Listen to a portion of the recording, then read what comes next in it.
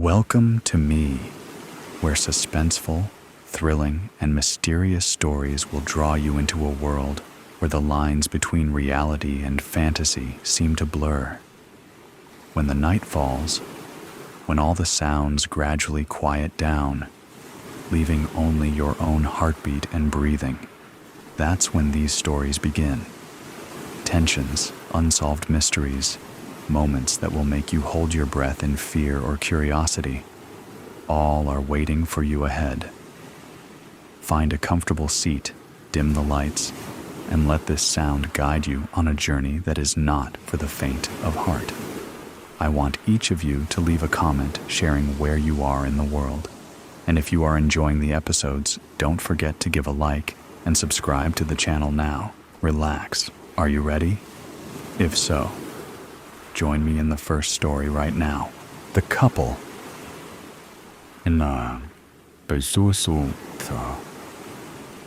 glass. The first time she saw them, she didn't think too much of it. Just an exceptionally attractive, well-dressed couple having dinner together in their multi-million-dollar penthouse while overlooking downtown Chicago. Bev Thomas watched them from the balcony of the apartment, hidden away in the shadows of the night, wondering what it must be like. The apartment she was currently cleaning for work was cherry enough, but nothing compared to the place these two lived in. She'd studied them, admired them, became invested in them, but never once did it occur to her during that first sighting that anything was wrong. The woman wasn't just beautiful. She was elegant. Elegant in the way that women just weren't anymore. Audrey Hepburn, Grace Kelly, Jackie Kennedy. Women who embodied class, charm, and fashion. The woman in the window looked as though she belonged on that same list, regardless of the fact that she was completely unknown to Bev. She wasn't a celebrity, wasn't an actress or a singer, and Bev didn't recognize her from the world of politics. She was just a stunning, refined, angelic individual who looked as though she'd descended from heaven itself to grace the earth with her beauty. She wore a ball gown of sorts, pale yellow, and doused in what Bev could only imagine were real diamonds from the way the material shimmered. Bev couldn't help but allow the jealousy to set in. How could one person have it all? If her looks weren't enough, there was the man seated across from her. He was unrealistically handsome. She was convinced he'd had work done to make him look that way, like he'd just arrived from a factory somewhere. But inside, she doubted it. Something about his face told her it was all natural. He landed somewhere between Paul Newman and Henry Cavill.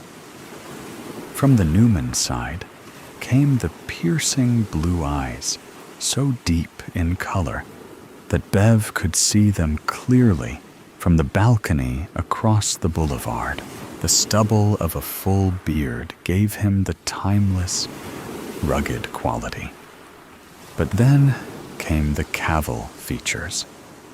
A strong, chiseled jaw, a full head of wavy auburn hair, and a physique that looked as though Michelangelo had risen from the dead and carved it himself.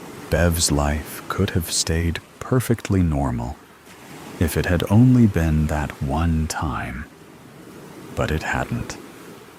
She cleaned that apartment 5 nights a week for an owner that was in town once a year, and every single night she found them in that exact same spot, just looking at each other. The second time, she found herself talking out loud about it. After all, it was just her. The walls weren't going to be critical of her self-monologue. The hell are they doing? Every night? She whined as she dusted away at the shelving and priceless decor. If I had money like that, I'd never cook another thing ever again. Then it occurred to her, and she nodded to herself at the realization. Probably a personal chef brings the 5-star menu to their front door. Unbelievable. She watched them as they ate, trying to imagine what the steak and asparagus tasted like when you were that well off. But from what she could tell, they didn't seem to enjoy it all that much. Probably eat like royalty so much that the glamour wore off, she'd thought. She'd forced herself to ignore them after that for the entirety of the second night. It was when she arrived for her shift on the third evening that the situation started to feel off. Something just wasn't quite right about them. Third night in a row, and there they were, seating by the window, candle-lit dinner and champagne. It was like watching someone's anniversary on a loop. That night, she didn't ignore them. That night, she actually moved a chair from the other side of the living room to the window where she could make herself comfortable as she stalked. She began to realize small details about them. Their clothing had changed, but their expressions were exactly the same. Stoic. As she watched their rendezvous unfold, she noticed that neither of them took a single bite of their meals or a solitary sip of their wine. Odd. Then there was Prince Charming's facial hair. The stubble had been there to begin with, but now the shadow of a budding neck beard was now showing. He hadn't shaved in a few days. It wasn't all that peculiar, but something about the couple told Bev that these weren't the kind of people who let hygiene go unattended. It was like the thing in the photo, not like the others. As she studied their faces, she noticed that they both looked exhausted, like they hadn't slept much. The final observation she made was that they never moved from those seats. When they did shift in place or push food around on their plates, their movements were subtle, almost careful. It became almost irritating for Bev. At first, she'd enjoyed daydreaming about what their world must be like, but now the show was becoming a bore. She moved the chair back to its spot on the other side of the room and ignored them as best she could for the rest of her shift. But when she returned for the 4th and 5th night that week, she found them there still, staring at each other and never moving. Saturday and Sunday she had off, but her mind was completely occupied by that couple across the way. It bothered Bev so much that Monday morning she decided to do a little detective work. She didn't have names to go on, so she went about finding them out. She made calls, did some internet searches, even sorted through city and county records to get any information that she could. It took her most of the day, but she finally found something. The penthouse on the 42nd floor on the left-hand wing belonged to a man named Doug Allen. He was some sort of financial wizard and had obtained an enormous amount of wealth day trading. From what Bev could tell, he'd never been married. Must be a girlfriend, she thought. But then she called the front desk of the building the penthouse was in and discovered that Mr. Allen hadn't used his personal entry sensor or code in over a month. When she went in to clean the apartment that night, they were there again, sitting by the window, looking like a set of puppets. It was too much for Bev. She was too invested. She made her way across to their building and waited outside until a stranger walked in, walking in behind them and onto the elevator as if she belonged. Thankfully, the ladies at reception were fully engaged in a conversation about the latest episode of Yellowstone and hadn't noticed. When she arrived on the 42nd floor, she found herself in a hallway that offered only 4 options. 1 penthouse door for each wing of the building. She approached their door and immediately noticed the "Do Not Disturb" placard that hung beside it. She was so nervous, she was shaking. But this couple had completely polluted her days and nights. She had to know what was going on if she ever wanted to get back to reality.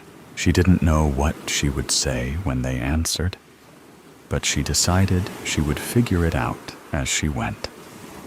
She knocked once with the intention of doing it a second and third time, but when her knuckles connected with the door, it inched open slightly. It hadn't been properly latched.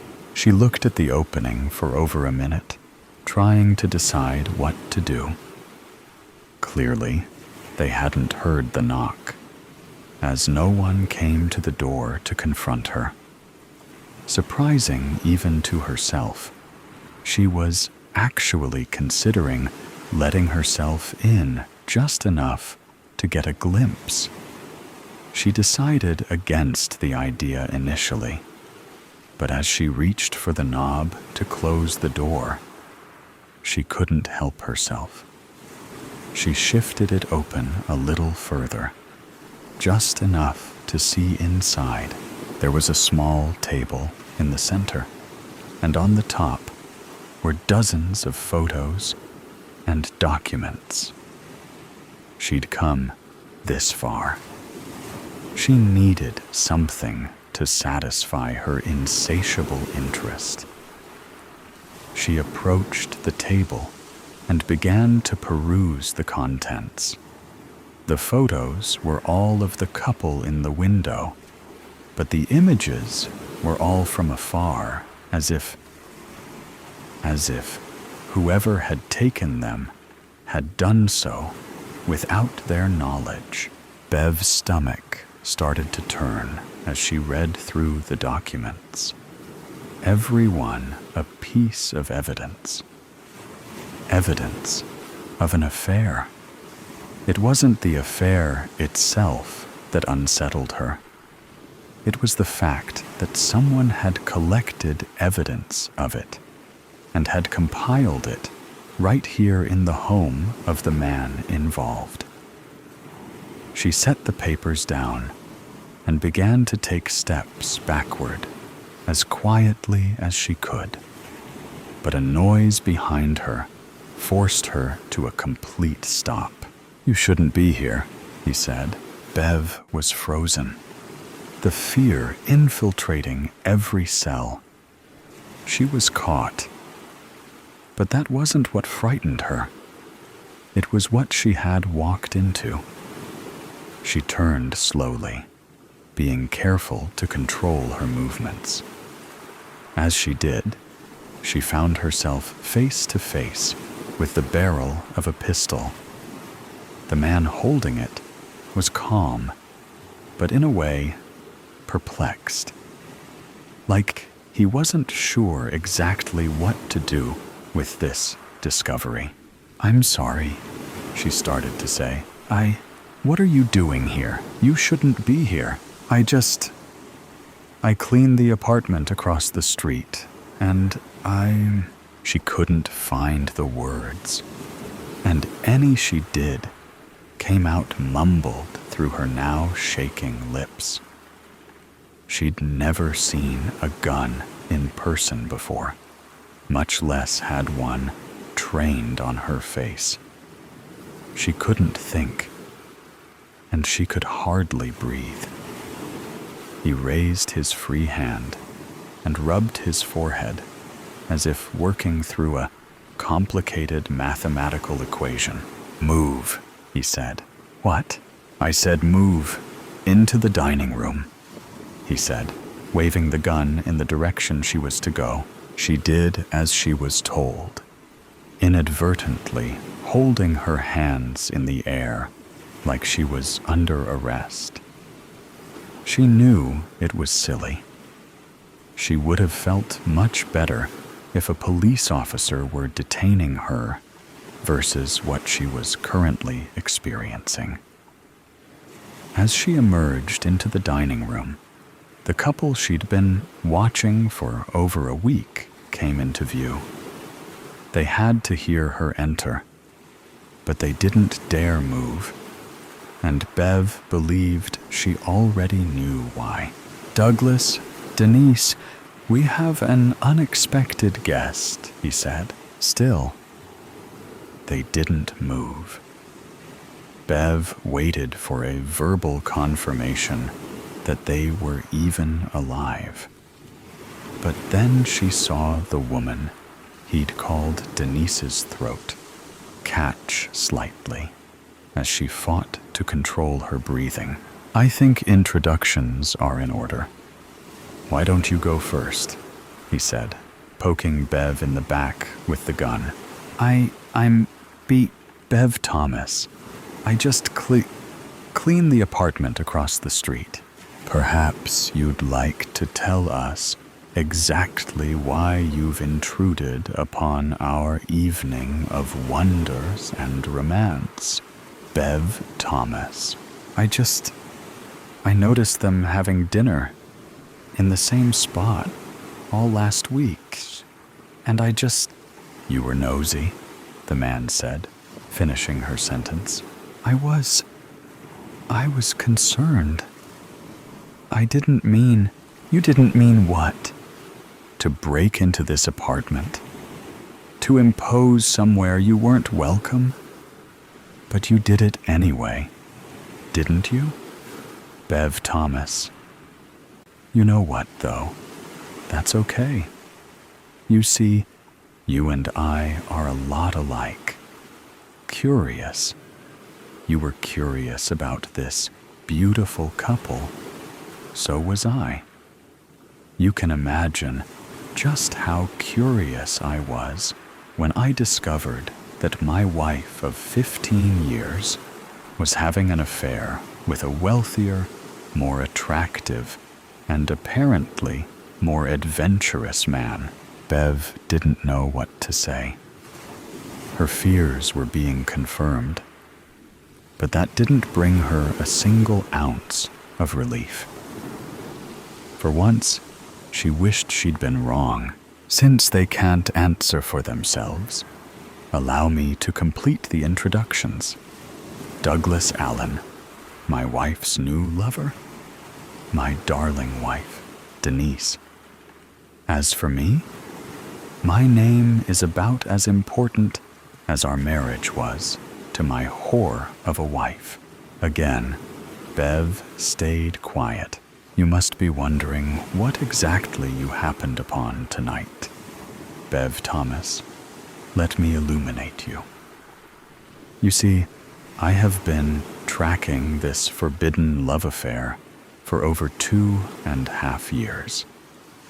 Every meetup, every email, every middle-of-the-night phone call that my wife took from the downstairs bathroom as if I wouldn't hear. Everything. I was so moved by the greatest love story ever told that I figured, why not recreate it? Let the lovebirds live through it all one more time. We've been at it for weeks, Bev. Day and night. Every dinner date, every intimate conversation, every single moment of sexual engagement, all of it on replay, like a show on Broadway. The obvious difference is an audience of only one to enjoy it, he said, referring to himself. She doesn't have anything to do with this, Mike. Just let her leave. Denise's sudden outburst startled Bev so much that she almost jumped. The woman in the window had finally broken her silence. The man called Mike was still behind her, so Bev couldn't see his face. Even so, she could feel the anger radiating off him like heat from a bonfire. What is the rule, Denise? What is the fucking rule? She didn't respond, nor did she look away from Doug Allen. Her face was expressionless, but her eyes told the story all on their own. It was clear to Bev that Denise was overrun with fear. She'd messed up, and she knew it. Bev flinched as Mike's footsteps met her ears. He moved around her, making his way toward Denise, slowly and methodically, like a hungry tiger closing in on a wounded antelope. I asked you a question, he said calmly as he arrived at the table. Again, she refused to answer. Mike sighed heavily and pulled something from his pocket. Before it registered what he had retrieved, the blade of the folding knife had flipped open and had been driven through Doug's hand, nailing it to the tabletop. Doug screamed out in pain, and Denise did the same. All the fear, anger, and misery exploding out of her. Look what you made me do, you whore. You worthless bitch. You couldn't follow a simple set of fucking rules. Don't break character. Ever. You've ruined the entire sequence. When he was done, he collected himself and turned back to Bev. She expected he was about to explain the rules of engagement in this little game he'd created. But he stopped realizing what he had done. Years of tracking, months of planning, weeks of playing out his fantasy of revenge, and he'd never made a mistake. Until now. He turned back around as quickly as he could, but it was too late. Denise had already pulled the knife from Doug's hand. As his front side became exposed, she drove the knife deep into his chest. He gasped and began to stumble backwards. She followed him onto the floor, where she pulled the blade out and then stuck it in again.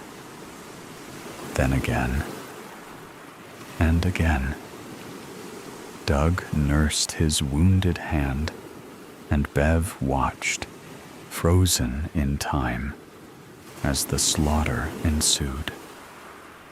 When she no longer had the strength to pull the knife out, and Mike was fighting for his last few breaths, she moved up to his head and whispered something in his ear.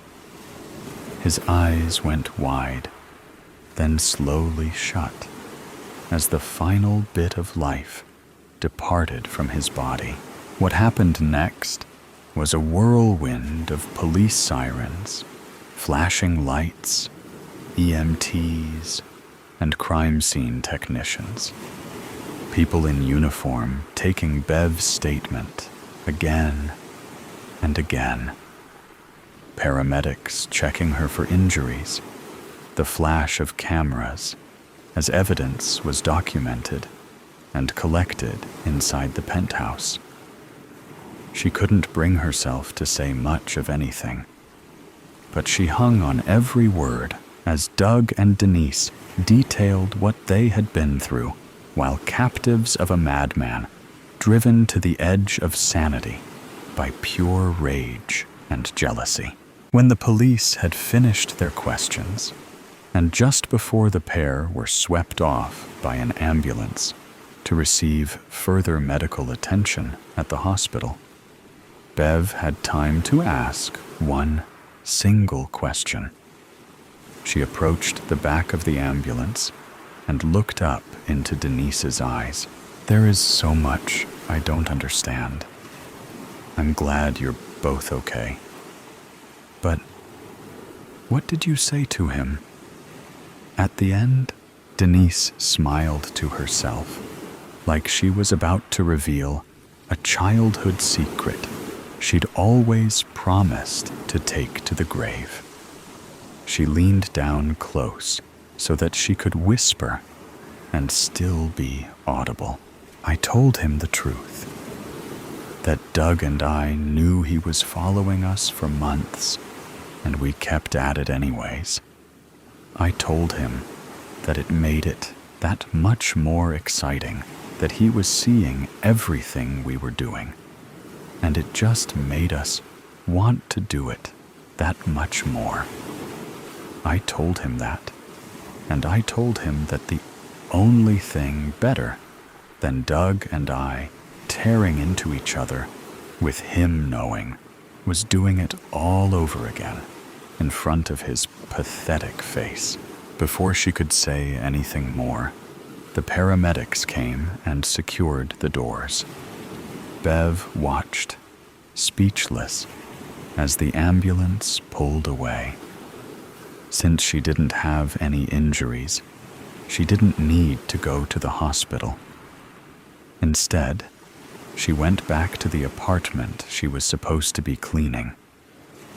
Lost in thought, she wandered over to the window, looking up to an empty table in the penthouse across the street, where she'd first seen the couple in the glass. The above story ends, but the suspense and thrill have never stopped. Right here is another equally interesting story. Please continue listening. Nature or nurture? Sensitive content, serial killers. Nature or nurture? That is the question. Before today, I thought I knew where I stood on the issue. But now, friends, I am not really sure what to think.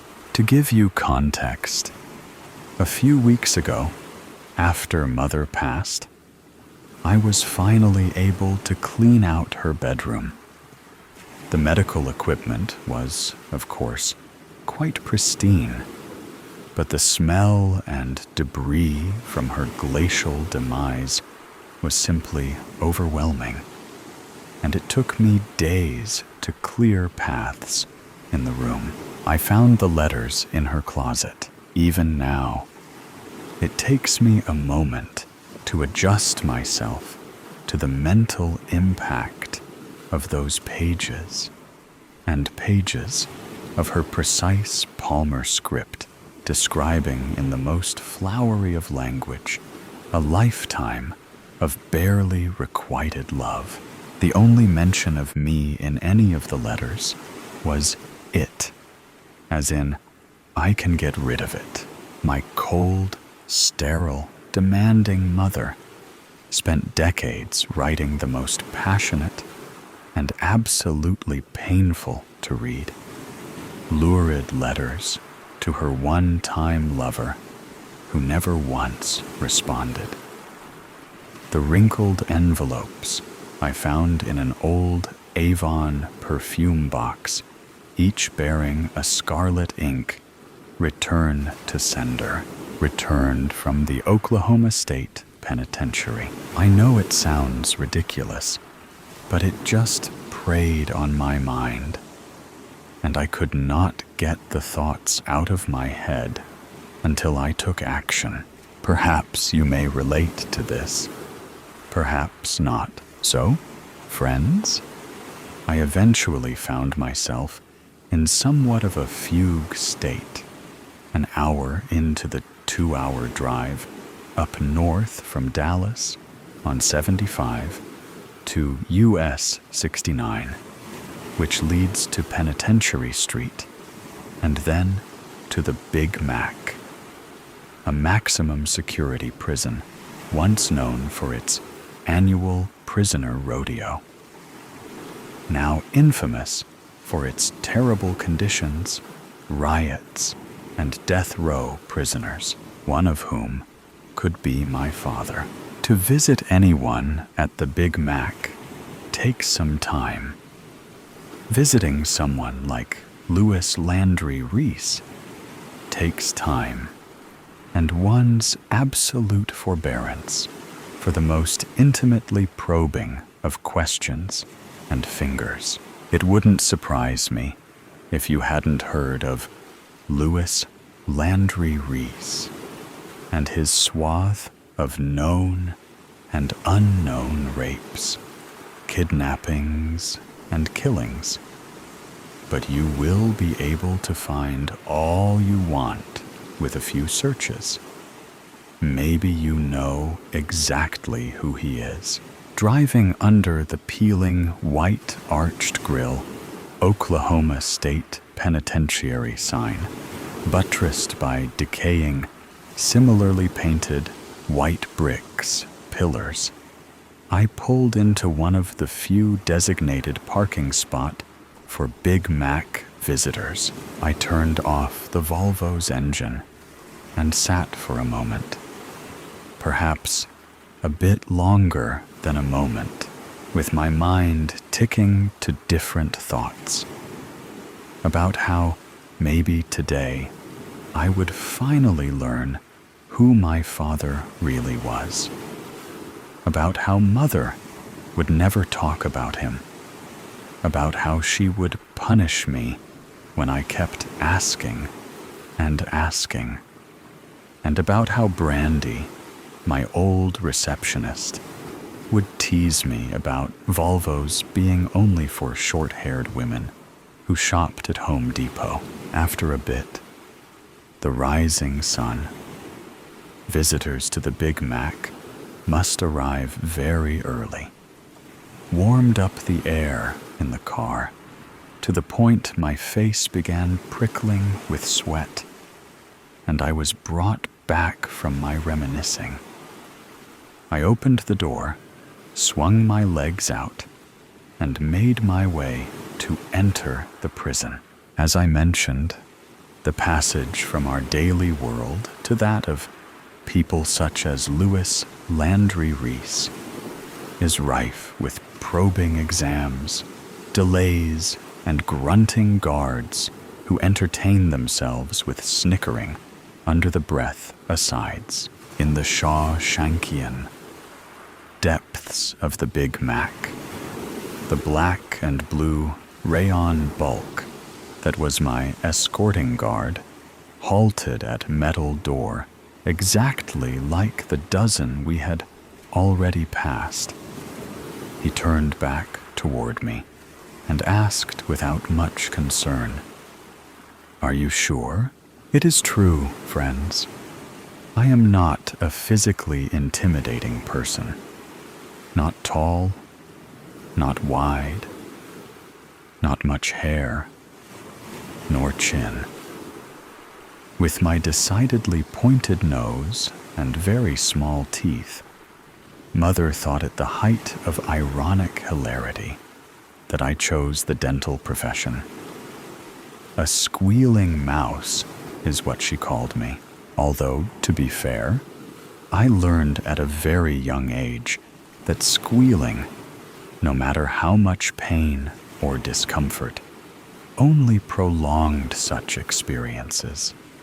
So squealing is something I have not done in a very long time. I stood straight and focused on how I was a respected professional, how I would be walking out of this dank hellhole of sweating brick and would never ever return, while Louis Landry Reese would only leave feet first. How I would finally find out the truth. Open the door, I whispered. Greasy tendrils of hair leaked from his scalp, down his shiny face onto pale, meaty forearms, creating a tangled and ripped curtain through which I could see a silver blue eye cutting from me to the closing door of the room and back to me. As the door shut, he lifted his head up, and I was absolutely shocked to see his sunken and caved face with a navel of puckered mouth. Louis Landry Reese had no teeth, literally. Then I heard the strangest sound, like a dog choking and barking at the same time.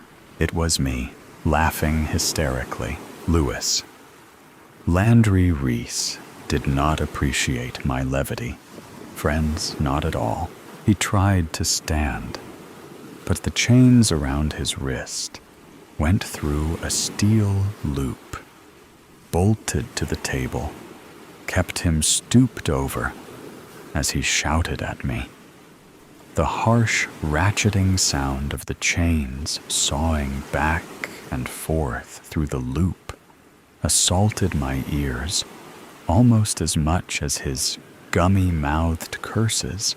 The whole episode lasted only a few moments before a phalanx of guards rushed into the room, with one picking me physically up and setting me outside.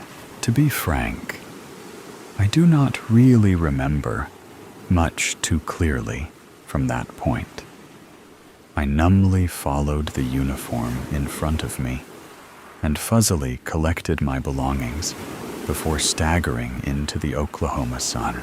I made my way to the Volvo and began the drive back to Dallas.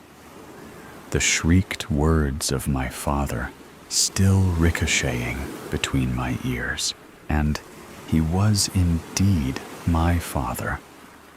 One look at his face and those colorless, watery blue eyes that were identical to my own left no doubt, at least to me. I think Louis Landry Reese thought so too, even though he screamed the most terrible things about Mother and how I was just a dentist and not like the others, which is why I was so stunned and really driving on remote control until I got back to Dallas and pulled off Harry Hines into my driveway. The implications of Louis Landry Reese knowing my occupation meant he knew of me. But what did he know about me? I was thinking this over as I went to the basement to check on Brandy. She had finally stopped trying to pull her wrists from the restraints, but it seemed she had really stopped doing much of anything. Even when I clicked the pliers together She barely trembled. That was disappointing.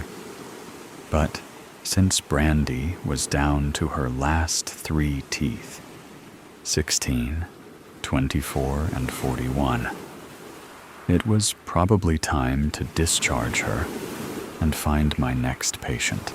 I tell you all this, friends, because contrary to the rantings of Louis Landry Reese, I am not just a dentist.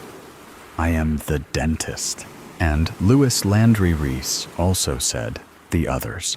So, I am posting my story on this dark website as a message in the bottle to see if maybe I have family, others like me, to ask, what do you think? Nature or nurture? Let's continue with the next no less thrilling stories. See you soon, Claire.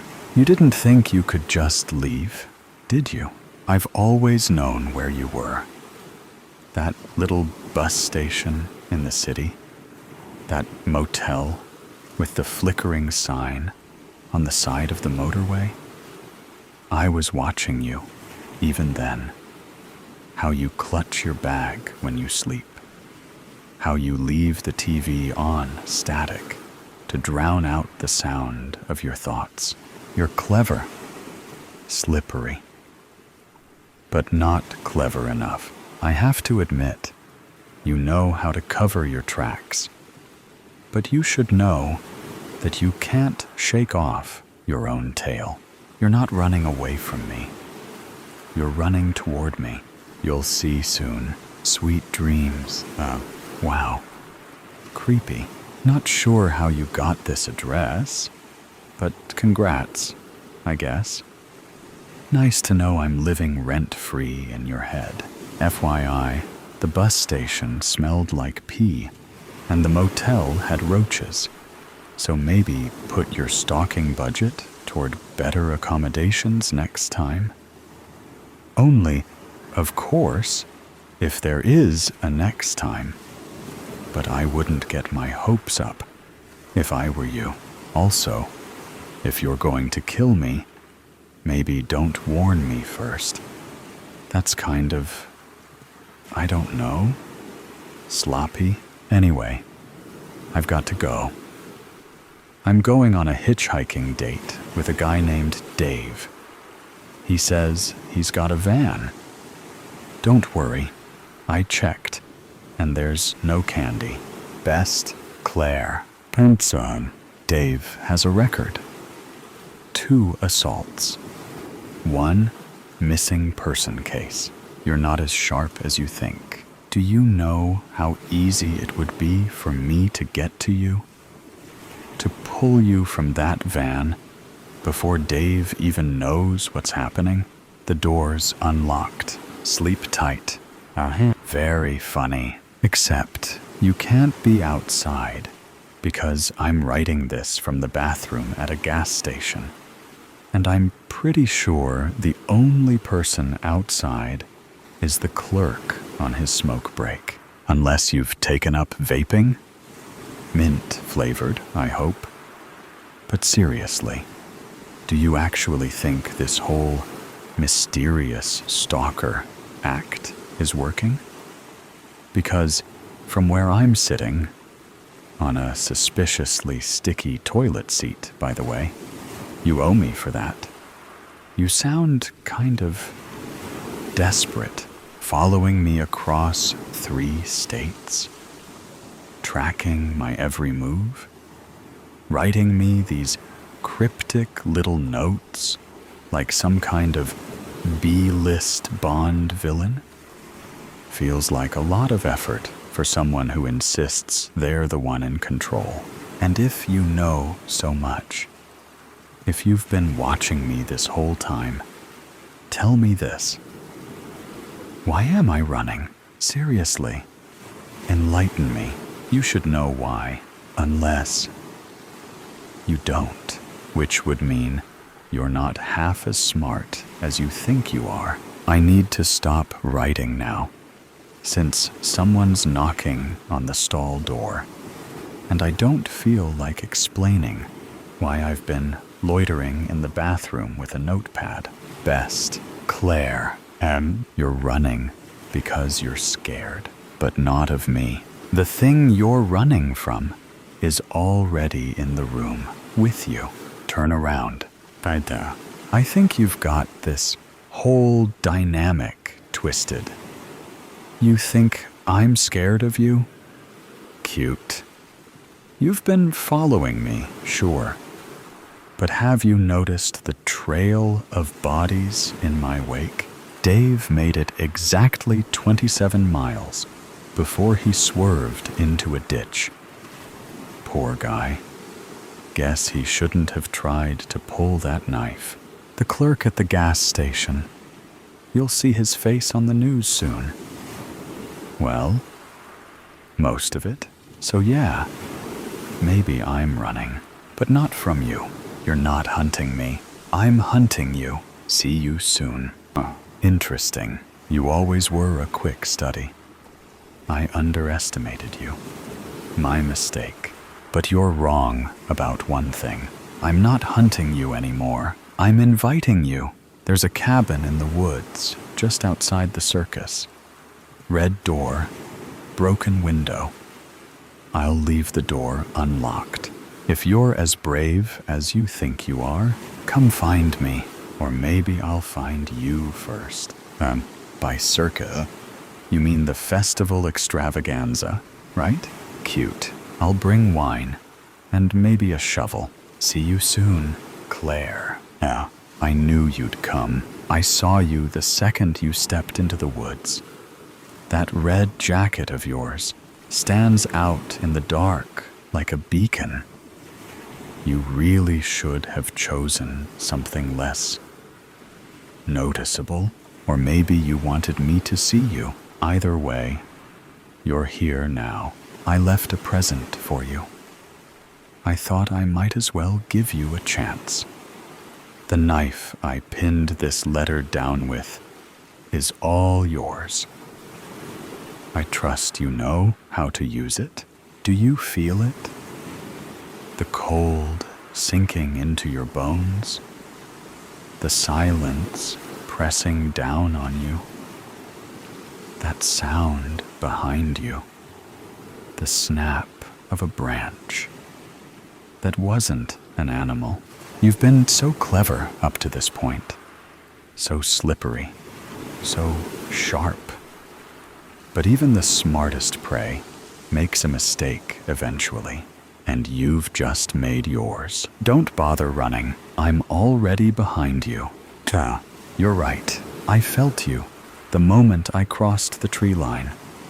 I knew you were there. I could almost hear your breathing, shallow, controlled, waiting.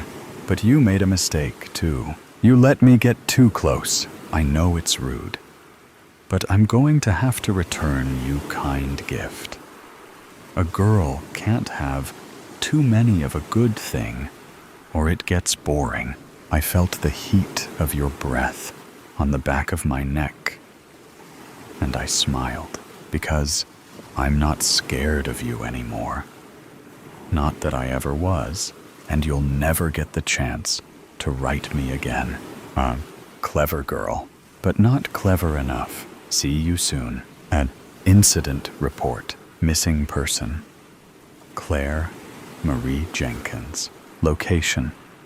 Isolated cabin. Festival extravaganza. Details. The cabin was found empty upon arrival. Blood splatters were present, but no bodies recovered. Signs of struggle. One broken window. Unidentified footprints lead into the woods. No return tracks.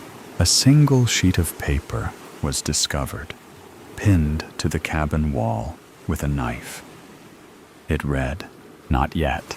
Claire is presently missing at time of report. Background checks show that she must have changed her identity. Or she didn't have any family. Immediate or extended. Case remains open. And the next story will be told right away. Please listen carefully. Epitaphs to Elsa. September 8th, 1986. Elsa, it's just me now. Just me and the waves. I don't know why I'm writing this. Maybe I just want to believe you can still hear me. The boat is quiet without you. I keep thinking I'll hear your footsteps in the cabin. That soft little shuffle you made when you didn't want to wake me. But I know better. You're not here. And I did that. I miss you. God, I miss you. You never should have stayed with me, Elsa. You should have let me rot the moment you saw what I was becoming. But you never ran. Not when the hunger started. Not when my skin came apart. Not even when you saw what I would do. You should have run. You saw it. That thing inside me. It doesn't care what I want.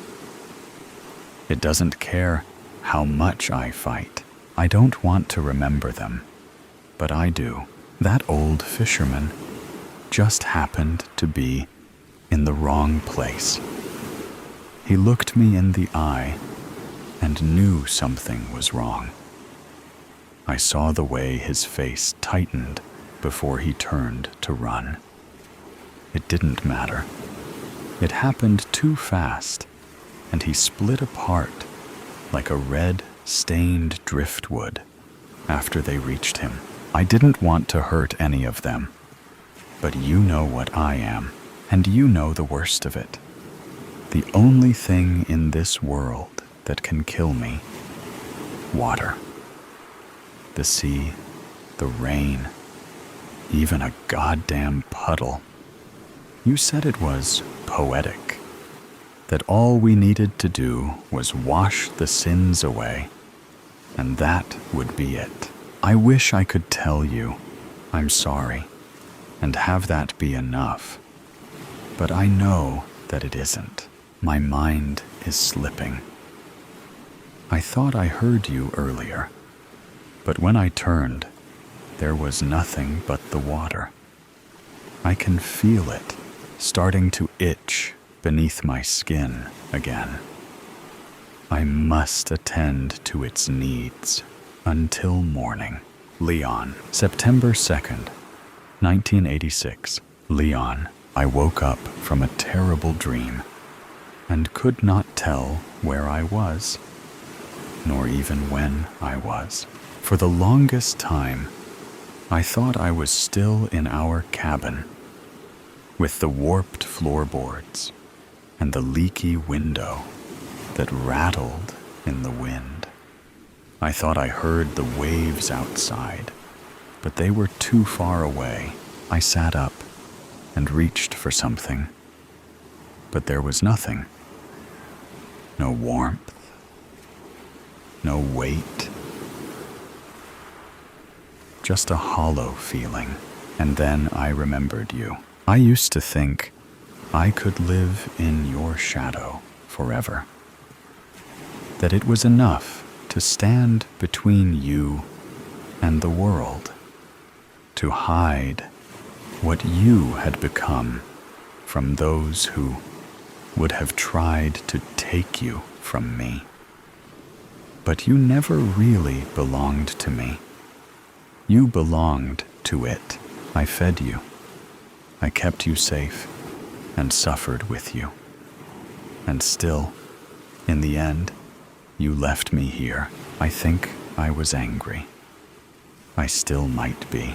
You say you miss me, that you never wanted this, that you never wanted them to die. I believe you. You don't have to look for me.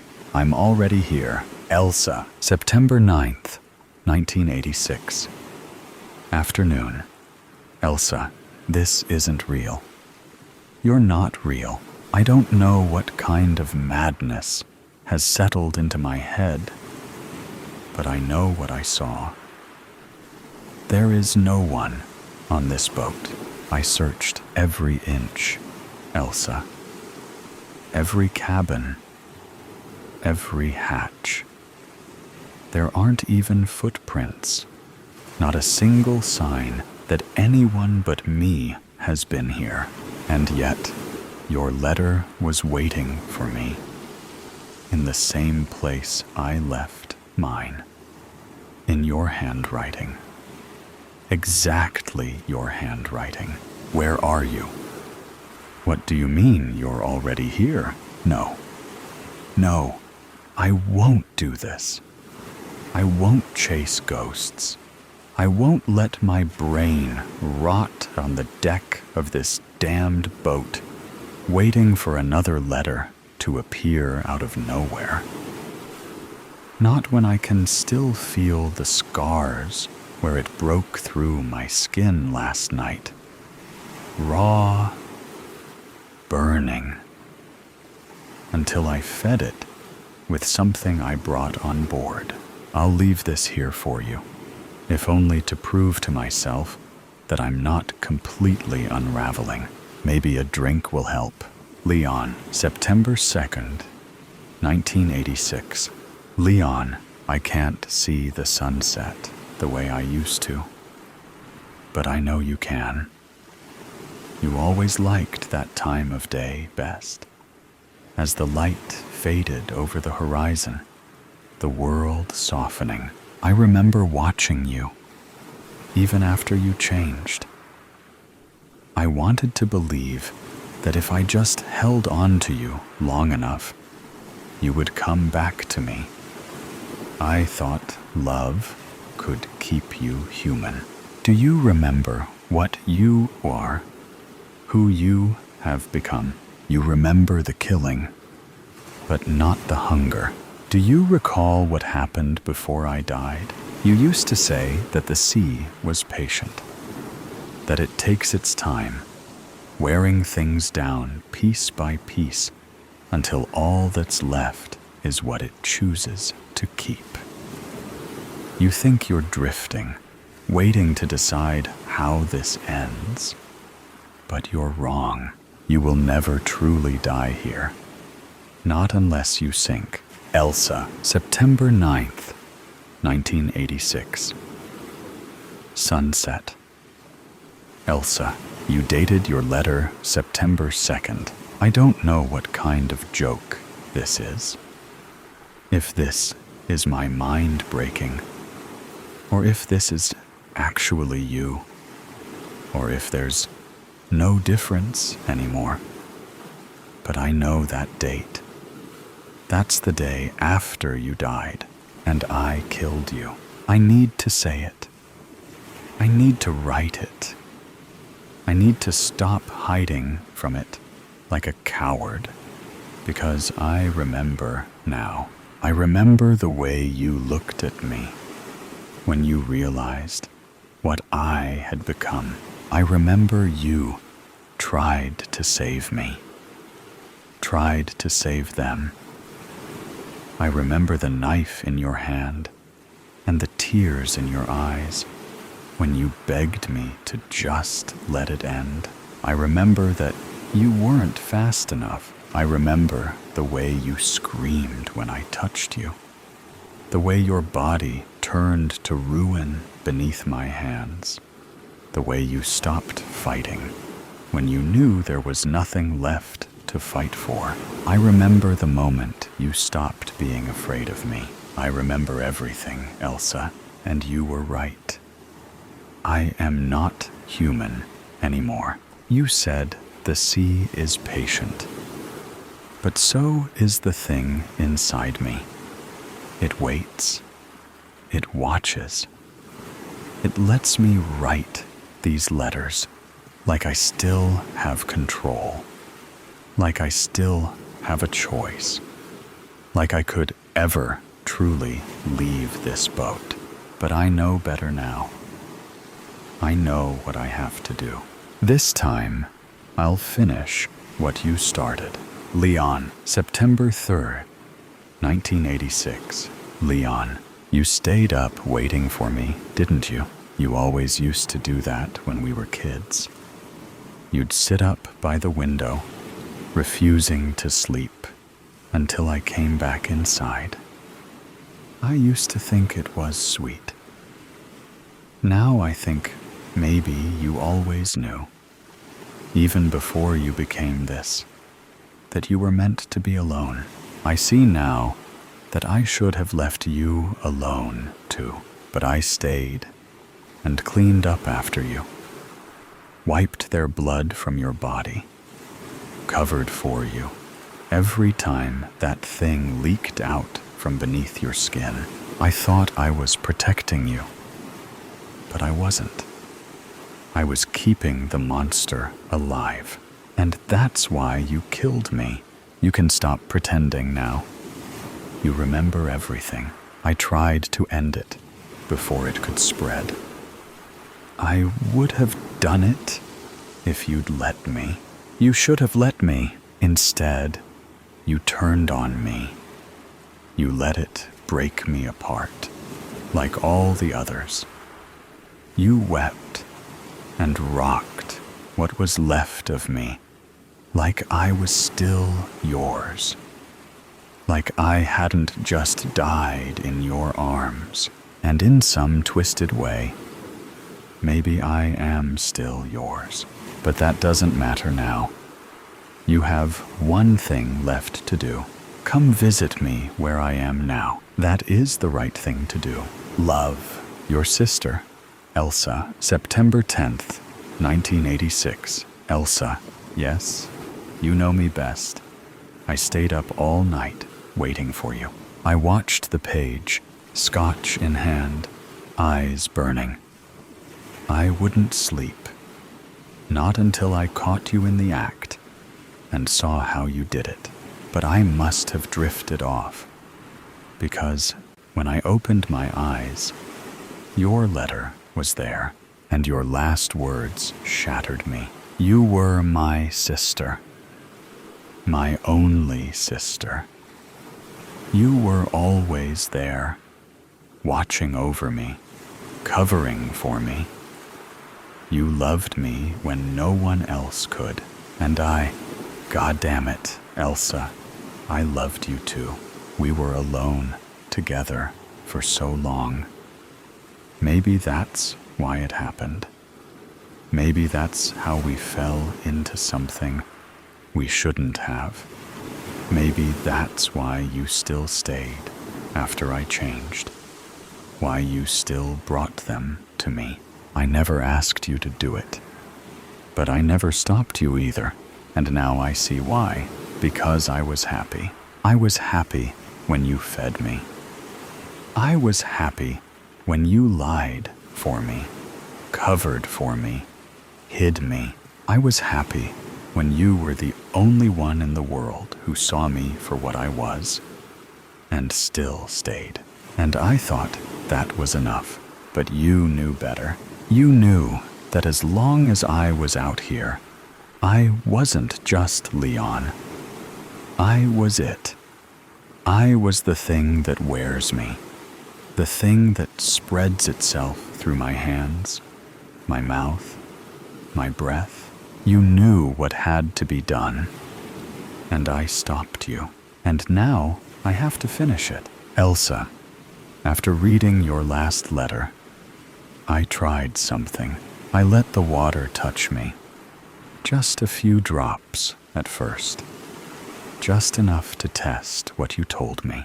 And I watched my own skin blacken. I watched it peel away, curl like burnt paper, dust scattering into nothing.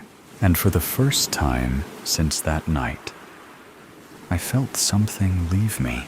Something I can never let return. I know what I have to do now. I should have done it a long time ago. I'll see you soon, Elsa.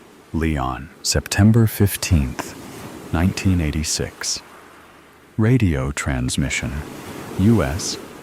Coast Guard Channel. So 8:42 a.m. DST. Yeah, This is Patrol 6 out of Newport, responding to a distress call. We've located the vessel approximately 17 nautical miles offshore, drifting. No signs of life on board. Copy. Unintelligible reply. Copy. Yeah. We're boarding now. The name on the hull matches the missing vessel reported out of Washington last week. Belonged to one Leon Mathers. Yeah, the suspect in the Olympia killings. Still no sign of a body. Over. Hang on. Christ. Do you smell that? Muffled voices. Jesus. It's in the fog. Thick as hell. The air. God, it's like it's sticking to my skin. Unintelligible reply. Boats in rough shape. Some flooding in the lower cabin, but no visible damage. No sign of struggle. Looks like it's just been out here drifting. There's a letter on the table. Several, actually. We've got personal effects. ID matching Mathers. A sudden, sharp breath. Shit. No body. No trace of him. But we found part of someone. It's a leg. Left, severed mid-thigh. Not clean. No ID yet. Yeah. We'll check the water next. Shuffling, movement. The soft slosh of waves lapping against the hull. Oh, hell, sir. You need to hear this part. Listen. There's something in the water.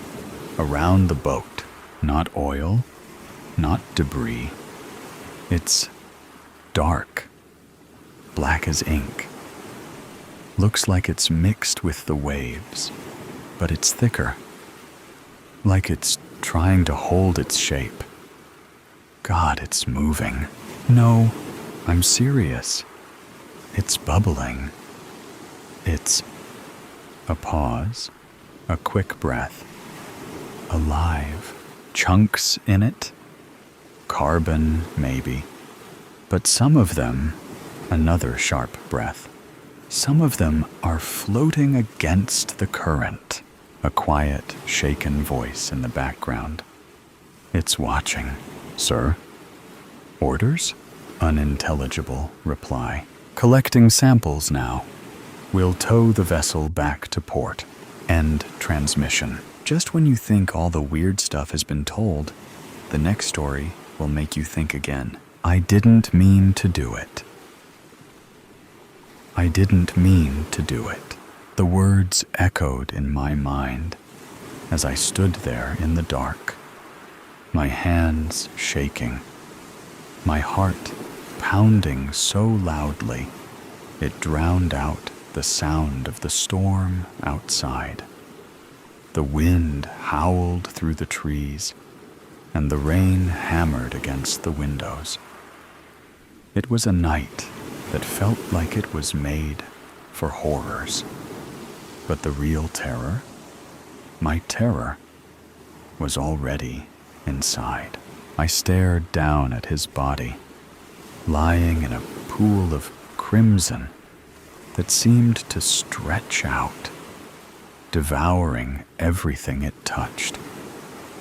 His once bright eyes, filled with laughter and warmth, were now dull and empty. His chest was still, the rhythmic rise and fall I had come to know so well, now forever silenced. It wasn't supposed to end like this. We weren't supposed to be here. I never meant for any of it to happen. The night had started out differently. We were celebrating. Well, I thought we were. It had been a long week for both of us. John had been working late at the office, and I'd been buried in a dozen little tasks at home. We barely saw each other, only passing like two ships in the night. So, when he suggested dinner out, I'd jumped at the chance to spend some quality time together. We went to that little Italian restaurant we loved, the one tucked away in the corner of the city, with the flickering candles and soft music. Everything felt just right. The kind of evening that reminded me of why we had fallen in love in the first place. However, as the night wore on, something changed. Something was off. Something I couldn't explain. It started when John leaned in and rested his hand on mine across the table.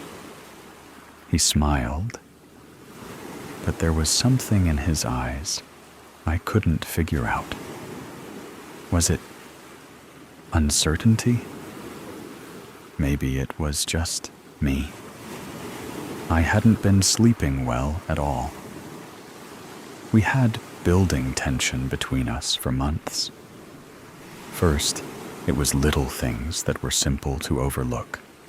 But now, they were impossible to ignore. "What's on your mind?" I asked, trying to smile back. John sighed and leaned back in his chair, looking down at his plate for a moment before meeting my gaze again. "It's nothing, really. Just work stuff. You know how it is." I nodded, though I wasn't sure I believed him. I never did.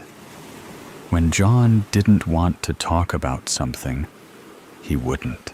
But then, as we left the restaurant, he reached into his coat pocket and pulled out a small box. I couldn't help but smile, hoping that maybe he was attempting to rekindle the spark we'd once had. He'd always been good at that, surprising me and keeping the romance alive in his own way. "What's this?" I asked, teasing him as I took the box from his hand. "Just a little something," he said, his voice sounding odd. I opened it, and inside was a ring. But it wasn't a shiny, sparkly diamond ring that you'd expect as a romantic gesture. This ring was old and looked like perhaps it had been passed down through generations. The ring was tarnished, and the stone had a crack in it. "It's beautiful," I said, though I wasn't sure what I meant by that. There was something that didn't sit right in my gut. "Do you like it?" he asked. I nodded, but found it difficult to smile genuinely. I felt chills all over. "Where did you get this?" I asked, trying to sound nonchalant. Something felt wrong. John didn't answer right away. His eyes had shifted, almost like he was hiding something. He looked away before attempting to look at me again. "It's been in the family for years. It's special. I thought you would like it." "Special," I echoed. My fingers traced the ring's surface, and it was cold, even colder than metal typically is. I could feel the tension between us. It wasn't just about the ring. It was deeper than that. Something had been building for a long time. John as acting odd, avoiding my eyes, trembling as he reached for the car keys. But we didn't say anything more on the drive home. It was quiet, other than the rain that had started. Everything was blurred by the water running down the windshield. The wipers were thankfully filling our silence. When we arrived home, we went through our routine of getting ready for bed. John took a long shower while I tried to relax in the living room. But my mind wouldn't shut off. I kept thinking about the ring, about the way it felt in my hands, and John's strange behavior. When John finally came out of the shower, he walked past me without saying a word, heading toward the bedroom. "John, wait," I said, my voice shaking. "Is something going on? Something you're not telling me?" He stood at the bedroom door and turned to me. He stared for a moment, with just a blank expression. Then he sighed and walked toward me. He sat down on the couch next to me. "I've been thinking a lot," he began with a low voice. "About us. About everything." My heart thudded loudly as I waited for him to continue. "I think we're drifting, Sarah," he said, his words immediately taking my breath away. "I just don't know if we can fix this anymore. We've been drifting for months. It felt like the world was tilting." I couldn't breathe. "Drifting?" I whispered. "What do you mean? We're fine. We're busy. We're just busy. That's all. We can fix this and make it work." John shook his head. "I'm not sure anymore. We've both been pretending. We're just not the same people we were when we got married, Sarah. I'm tired. Really tired. I don't think I can keep pretending." I wanted to cry, to scream, but I couldn't. All I could to do was sit there, trying to figure out what he meant. None of it made sense. I'd been trying so hard to hold everything together, and now it felt like it was slipping through my grasp. Before I could say anything, he stood up and went to the bedroom. I heard the rustle of sheets and the soft thud of him getting into bed. I didn't know what to do or say. I sat there for a long time, what felt like hours. The silence was killing me.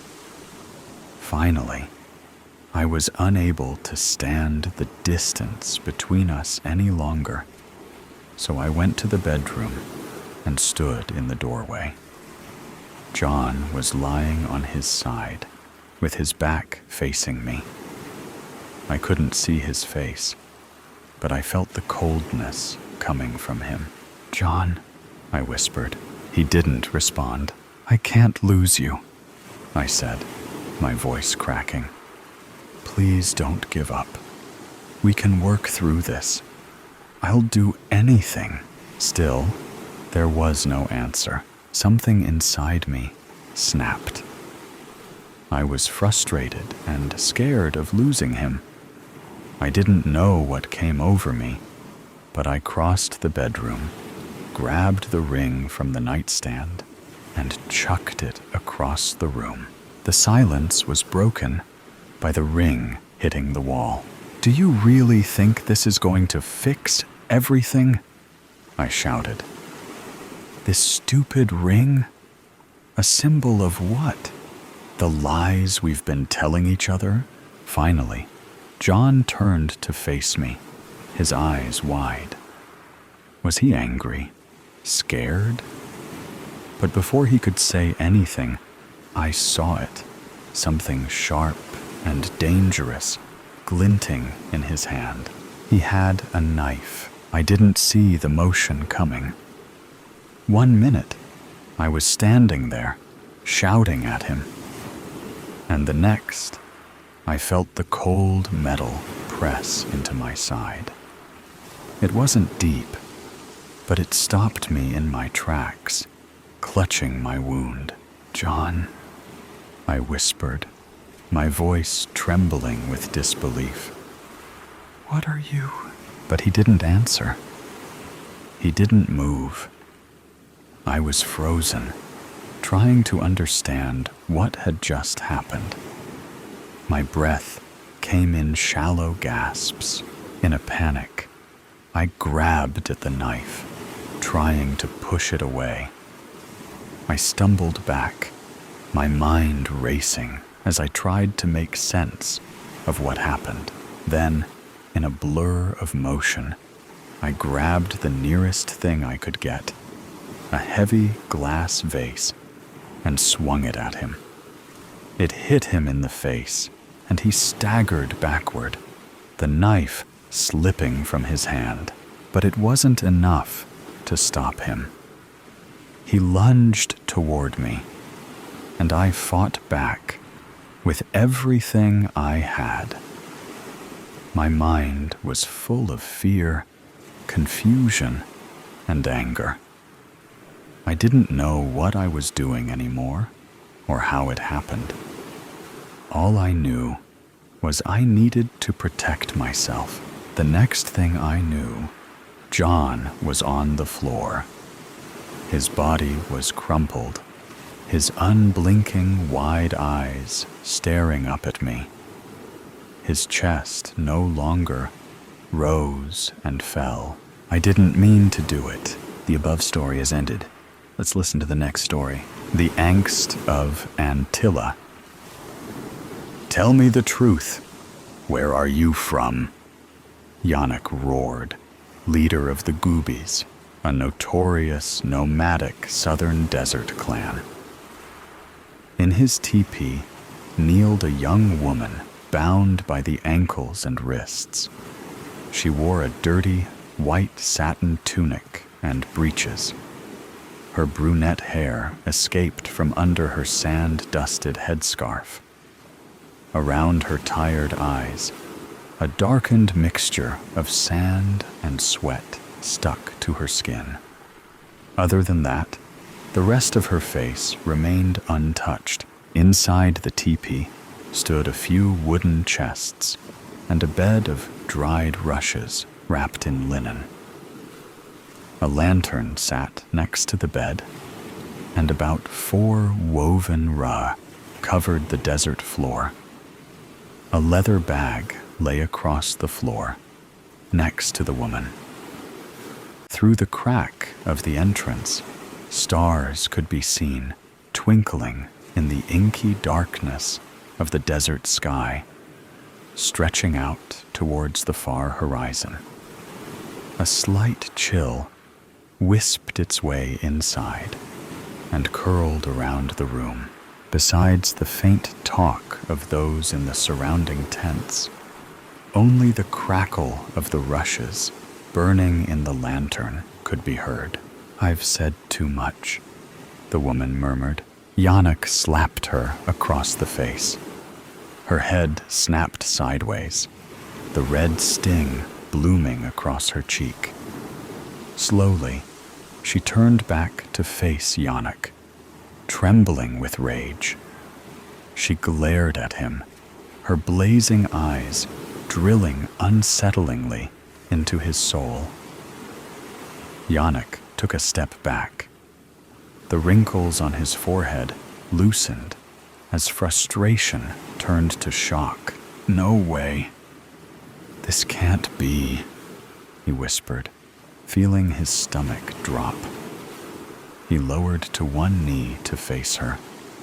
He had to confirm what he was seeing. He let out a sharp sigh of disbelief. His eyes weren't fooling him. "How?" he asked her. She continued to shoot daggers at him, remaining quiet. "How?" he repeated. "How what?" she spat. "Amber." Your eyes turned amber. She broke eye contact with Yannick and stared blankly at the reed-woven floor. Her eyes flickered back to a deep shade of brown. Yannick shuddered as he felt a sudden chill leave his bones. Tell me I'm wrong when I say that you're from Antilla, Yannick said, holding his breath. The woman shut her eyes and sighed. Tell me, he roared impatiently. She looked up at him again, amber flickering faintly through her pupils. A coldness instantly rushed over him again. You're not wrong. I am from Antilla, Yannick exhaled sharply, falling backwards to sit on the floor.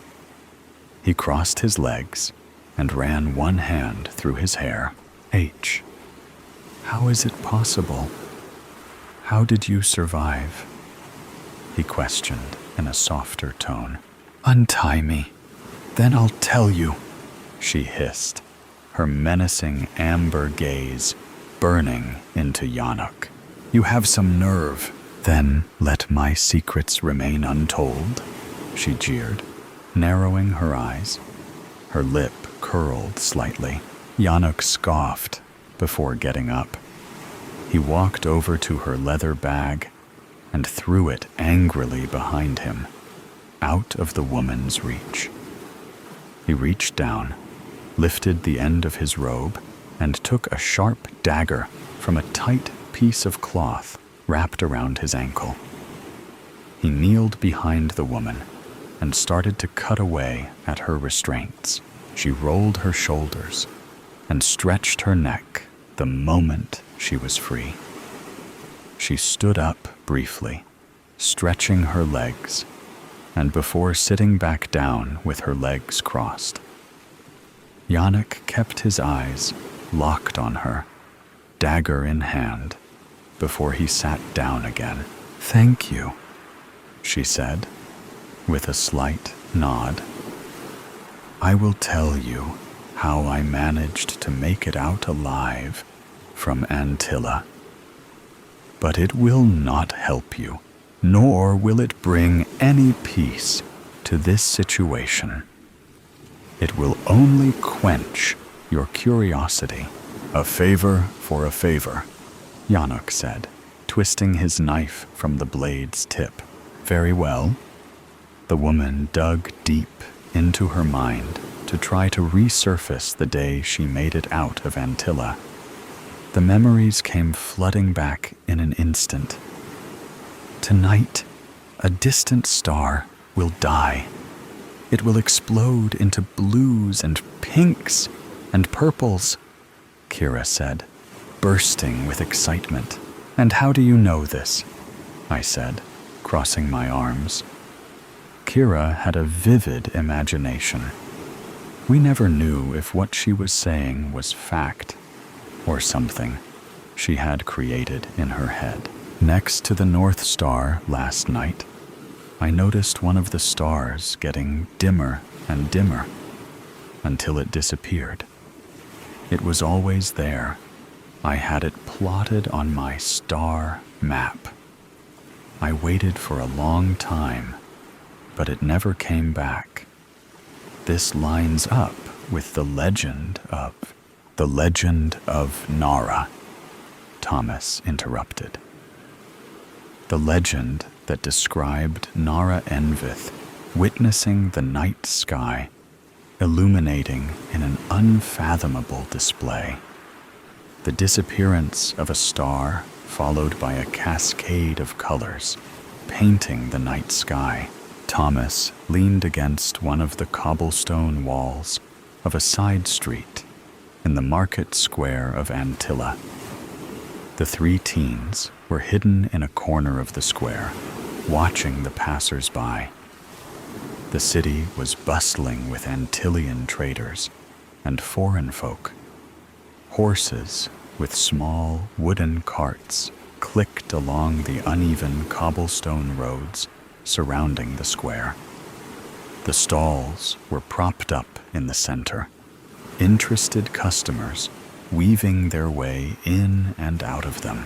Bursts of vibrant colors decorated the city, from vivid Antillian woven silk to collections of earthy sienna spices from the south. A preacher suddenly emerged from the crowds and took a stand at the city's gathering point next to where we were chatting. He instantly drew the attention of the market-goers. His brown hair was scraggly, and his cheeks wore a crimson flush. His sweaty, cream tunic adhered to his skin and was half stuffed into the top of his black breeches. His chest heaved dramatically as he gasped for air. "We need to make peace with the brethren of Tuiga," he shouted, trying to regain his breath. "They will come, and they will not stop unless we equalize the trade in the north. The rulers of Antilla are setting us up to die. Open your eyes, people. The brethren are coming." The city guards swiftly appeared and hauled the man off the gathering point. A few of his passionate followers preached behind him, throwing their fists in the air in frustration as he was dragged away into the teeming crowds. Quickly, a bard stood up, seizing the unoccupied podium, curating songs of mockery about the preacher. He quickly gained a laughing audience. "Well, do you want to join me on my search tonight?" Kira toothily smiled, oblivious to the scenes around her. Thomas and I exchanged looks. We knew that meant camping on the roof of her steading till early hours of the morning in the freezing cold. "It's a bit chilly, don't you think, Priscilla?" Thomas asked, raising his eyebrows. I agree. Besides, my parents would not appreciate it if I were to fall ill." I get it, Kira grumbled. "But just know that you are missing the chance to watch a legend be reborn. The legend of Kira." Thomas and I rolled our eyes. We spent some time browsing the market stalls for any interesting items we could buy with our measly 5 silver coins. To our avail, we found nothing. Once the vendors began disassembling their stalls, we headed home for dinner. The foreign merchants made their way to their respective inns, weary from the long day. The concealed stars slowly emerged into the darkened sky, and a cold air settled over the city. Merchants drank into the early hours, while children drifted to sleep. Wrapped in woolen blankets, I woke up to the frantic banging of Kira's mother on our front door in the dark of night. "Hurry, hurry, wake up!" she screamed. My dad rushed to the door. My mother's footsteps could be heard running to the kitchen. In the background, I could hear the petrified voice of Kira's mother explaining to my father, "The brethren are coming." Kira saw them crescenting the hills from the south. "We don't have much time. We need to leave before they get here. There are thousands of them." Without a moment's hesitation, my dad came storming into my room. "Dayu, what's happening?" I asked. He grabbed my arm and dragged me off my bed without a word. My mother was waiting at the door with a lantern. In the span of a few minutes, buildings had been set alight and screams could be heard echoing through the city from the outer walls. We ran through the streets, trying to avoid soldiers and other screaming townsfolk, hoping to make it to the north of the city before the soldiers got there. But it was no use. We were surrounded. "Priscilla, you need to listen to me," my dad said sternly. He kneeled down to face me and placed his hands firmly on my shoulders.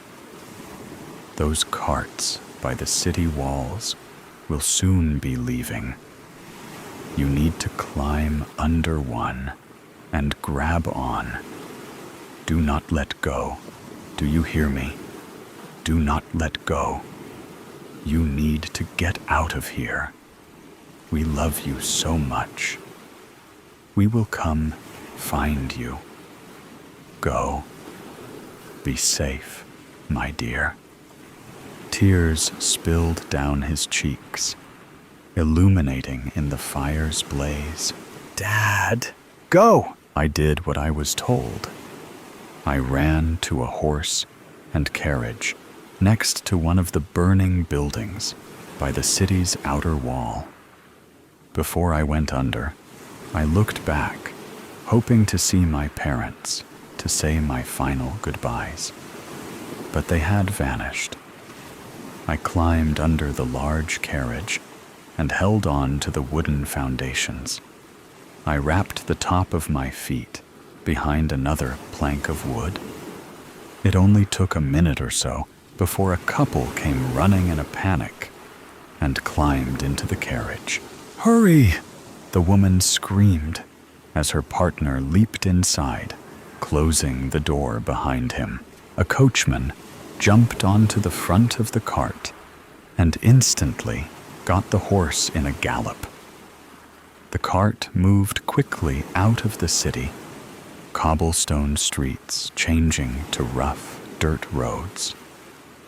We turned occasionally until we were headed for the south. As we moved further away, the stillness of the cold, airy night echoed the distant, muffled screams escaping from Antilla. Tears slipped down my cheeks, but a cry could not form. I didn't know if I would ever see my family or friends again. My whole world had changed in a heartbeat. My thoughts were suddenly interrupted by the jolt of the cart coming to a stop. I heard the neigh of a distant horse and footsteps approaching the carriage. There was a sudden gurgling as the swish of an arrow flew through the air. There was a splintering of wood, and a sudden force pushed the carriage backwards. The coachman's horse neighed, its nostrils flaring as it pulled against its reins, hooves scraping against the ground.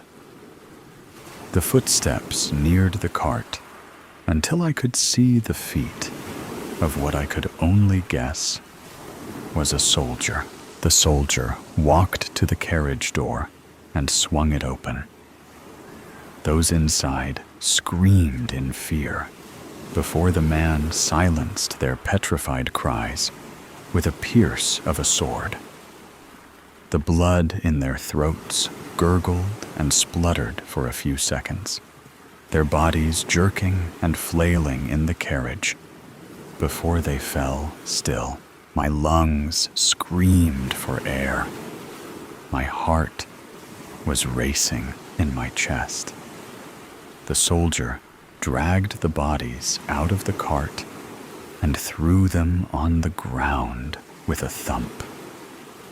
Their heads bounced off the soil. Two sets of lifeless eyes stared blankly at me from the dirt floor. The woman's gown and the man's tunic were drenched in blood, and they had huge gaping wounds for necks. I felt my palms get sweaty and my grip loosening. "Don't let go, Priscilla. Don't let go," I told myself. I felt a sudden heat and heard a crackle of wood. The carriage had been set alight. I turned my head frantically, trying to find the feet of the murderer. Instead, 4 hooves galloped alongside the carriage and headed in the direction of Antilla. I wanted to wait until I couldn't hear the thunder of hooves anymore before letting go. Instead, the fumes of burning wood engulfed my lungs, and the hiss of flames dancing in the wind deafened the soldier's departure. The fire closed under the carriage. The sweat on my hands was as slippery as oil. My body burned, sweat grabbing onto my hair and the fabric of my clothes. The roaring flames licked off my exposed skin as they surrounded me. It was then I let go. I scurried out from under the carriage, staying low. I looked cautiously around, but saw nothing. I carefully moved away from the cart, pulling myself along the ground with my forearms and pushing myself with my feet. My heart pounded in my chest. I had to keep going. I had to be brave. A forest lay ahead. Through the mud and reeds, I finally made it to where the grass met the tree line. I got up on one knee, attempting to stay low, wiping the sweat from my forehead on my ashy linen shirt. I tried to regain my breath. I looked back at Antilla, the burning carriage collapsing in the corner of my eye. The city was being swallowed by the fire. I could make out hundreds upon thousands of more soldiers marching their way to the stone walls of my city. Their huge war band stretched into the distance, further than the eye could see.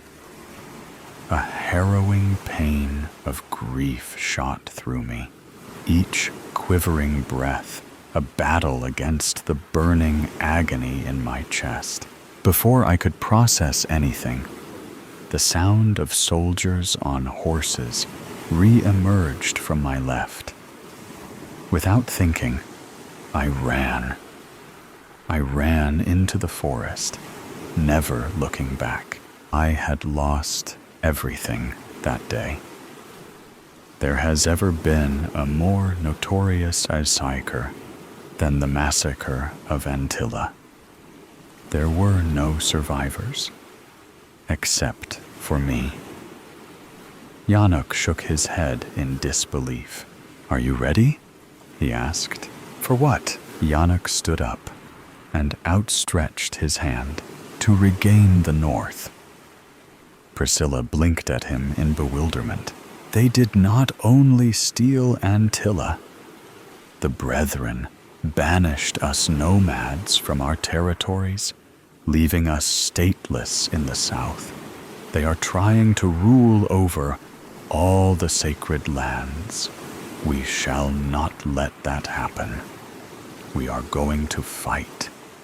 We will take back what is rightfully ours. Are you in?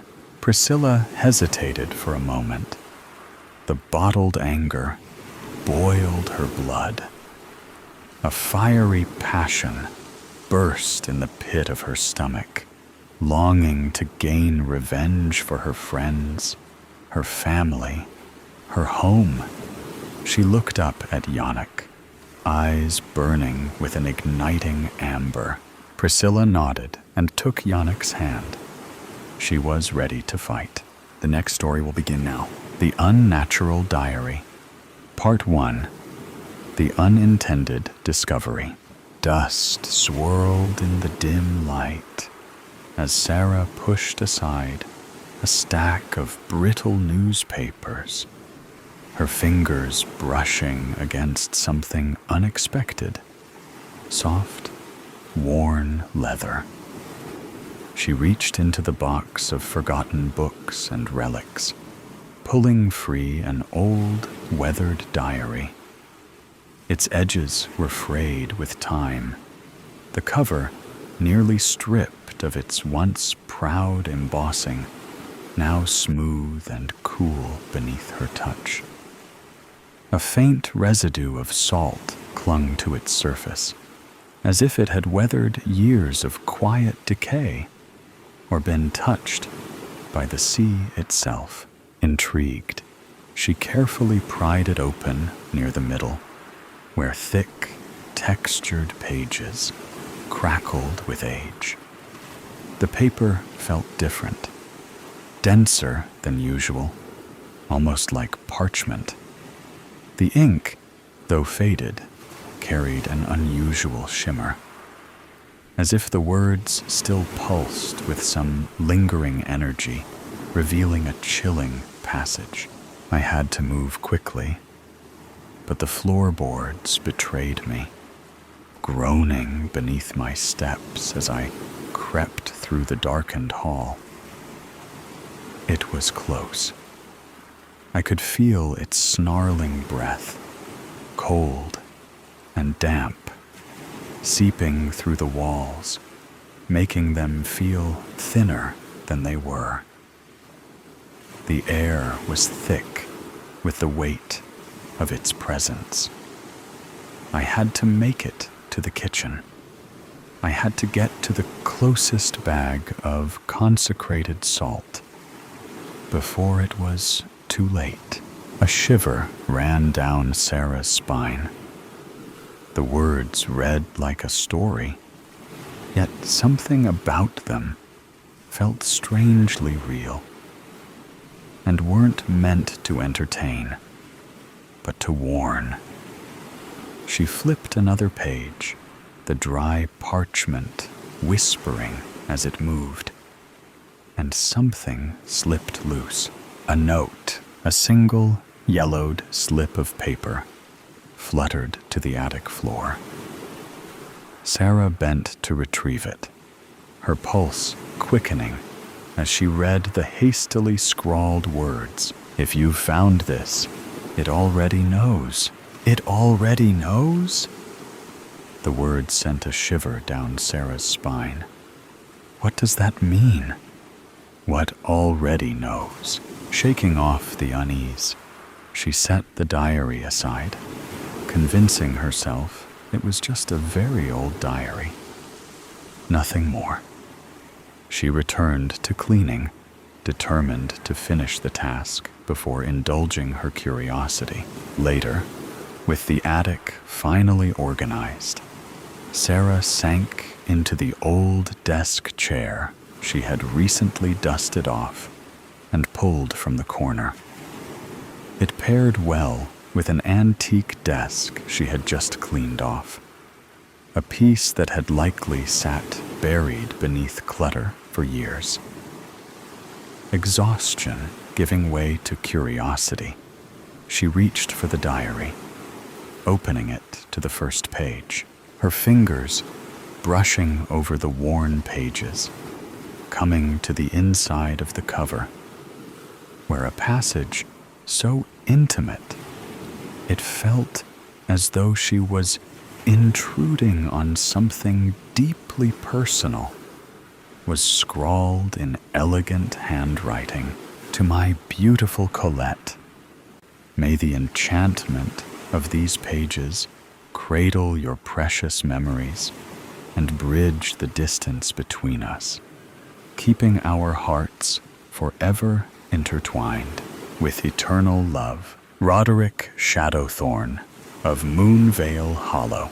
Beneath the inscription, in a more delicate script, another line had been added. given to me by my love on Saturday, February 28th, 1953. Sarah's pulse quickened. The names, Roderick Shadowthorn, Moonvale Hollow, felt almost otherworldly, like something plucked from a forgotten fairy tale. Sarah turned to the first entry, March 2nd, 1953. My dearest new diary, I am excited to begin writing. I can scarcely believe my fortune. Has it only been weeks since I met Roderick? It feels as though I have known him forever, as though our souls recognized one another long before our eyes had ever met. He is unlike anyone I have ever known. His presence is both briskly confident and gentle, and his words laced with a wisdom as though he has seen lifetimes beyond my own. Fascinates me. When I am with him, the world feels richer and brighter, as if I have stepped beyond the veil and into something wondrous.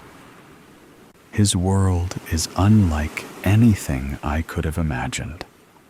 Mystical, brimming with enchantment and secrets woven through everything there. He speaks of things I cannot yet comprehend, yet I believe every word. When he takes my hand, I swear I can feel the pulse of something ancient and powerful. He calls himself a hermit, or rather, that's what others call him. But to me, he is nothing short of extraordinary. Everything about him is mesmerizing. His long, dark waves that frame his face, the depth of his warm brown eyes, and oh, the way he looks at me, as if I am the only thing that exists in his world. It sends my heart racing, my breath catching in my throat. I have never felt so seen, so cherished. If this is love, then let me remain lost in it forever. I do not know what the future holds, nor how we will balance our lives together. But I know I wish to be with Roderick forever, and I will follow wherever this enchantment leads. Forever hopeful, Colette. Wow. Sarah exhaled the word, unable to stop the tinge of jealousy creeping into her voice. To feel that in love, to be cherished like that. She had once known that feeling, back when she and Neil were still wrapped in the bliss of their early days. But those days had faded, worn thin by time and disappointment, until all that remained was silence and a divorce finalized 3 years ago. Now, her world revolved around work, the occasional night out with friends, and a growing reluctance to let anyone get too close again. She shook off the thought and turned the page, only to feel as though something else was guiding her hand. The diary fell open to a blank page, yet at the top, written in the same elegant script, a date had already been inscribed, March 15th, 2025. Sarah's breath hitched. Her pulse pounded in her ears. That's today's date. She stumbled back, nearly losing her balance. Her mind raced for an explanation, but none made sense. The diary was old, decades old. How could this be? A chill swept through the attic, and she rubbed her arms, trying to shake the unease pressing against her chest. It's just a coincidence. A weird, creepy coincidence. Forcing a nervous laugh, she muttered, "Okay, that's enough reading for today. I just need a shower, food, and..." Before she could finish, a brilliant light erupted from the diary, flooding the attic in a blinding radiance. The air crackled, thick with an energy she could feel rushing over her skin. A high-pitched hum filled her ears as the pages of the diary flared open, their edges glowing with an unnatural heat. Sarah barely had time to scream before the light consumed her. Then, silence. The attic stood empty. The diary lay undisturbed on the desk. A new entry had appeared on the once blank page. March 15th, 2025. I could sense a release. The connection to her world is back.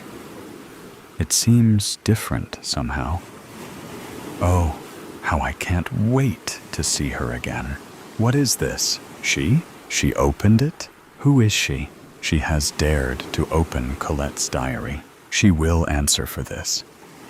She will. The sentence trailed off, the ink still wet, as if waiting to be finished. Part 2.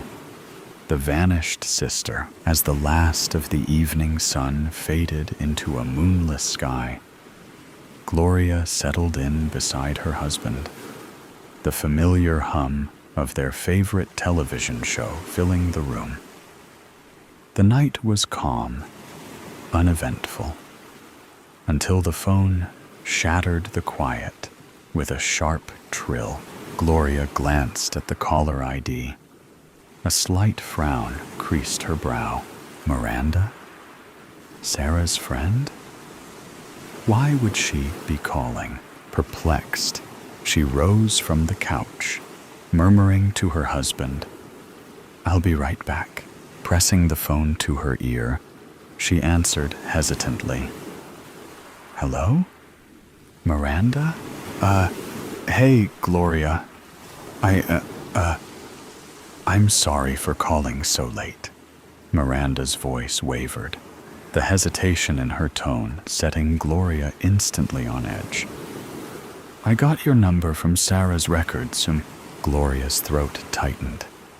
Sarah's records? We were wondering if everything was okay with her. She hasn't been to work in about a week, and we're starting to get worried. We've tried calling, leaving messages, but she hasn't answered. This isn't like her at all. And Miranda hesitated before continuing, her voice barely above a whisper. She missed an important deadline for a major project on Wednesday. Gloria gripped the phone tighter. Sarah? Missing work? Ignoring calls? Failing to meet a deadline? The words barely registered as the realization slowly settled into fear. She hadn't spoken to her sister in nearly 2 weeks. That wasn't unusual for them. Life had a way of pulling them in different directions, but Sarah not showing up for work and no word to anyone, that was impossible. That was not Sarah, and suddenly, the quiet night didn't feel so peaceful anymore. The familiar rhythm of her world began to close in. Where is my sister? By the time the police got involved, Gloria had already exhausted every possible explanation. Even Sarah's ex-husband Neil had flown into town, trying to find out what he could from their mutual acquaintances, and his family in the area. But the more they searched, the deeper the mystery became. There were no signs of forced entry, no struggle, no evidence of foul play. Sarah's car remained parked in the driveway. Her purse sat neatly on the dining table, car keys beside it. The house, meticulously arranged, just as she always kept it. Security footage only deepened the mystery.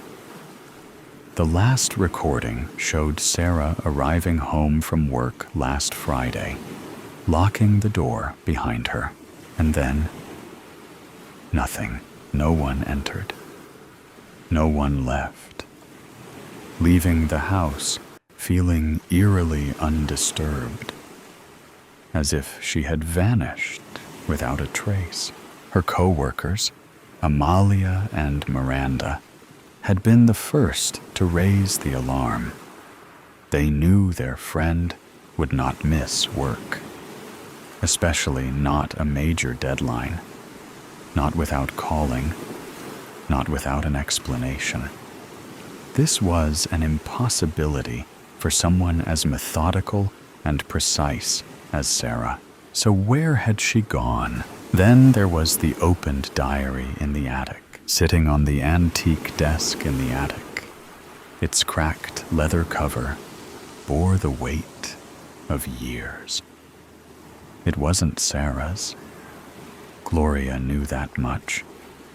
The pages, thick and time-worn, had been left open as if abandoned in haste. And there, scrawled in elegant yet unsettling handwriting, was a date, March 15th, 2025, last Saturday, the day after Sarah was last seen. The police had skimmed through the diary, dismissing it as nothing more than an old journal Sarah had stumbled upon. Perhaps she had been reading it, maybe even planning to write something inspired by it. After all, she had only moved into the house last October. The previous owner, a woman in her 90s, had passed away the year before, and her children had taken what little they wanted. Antiques, heirlooms, family photographs. The rest had been left behind in their rush to sell the house. But as Gloria sat at the old antique desk staring at the diary, unease slithered through her. She reached for it hesitantly, fingers grazing the worn leather cover. A whisper of movement stirred the air, though the room was still. The moment she picked up the book, a chill pricked deep in her bones. Something told her that Sarah hadn't just disappeared. She had been taken.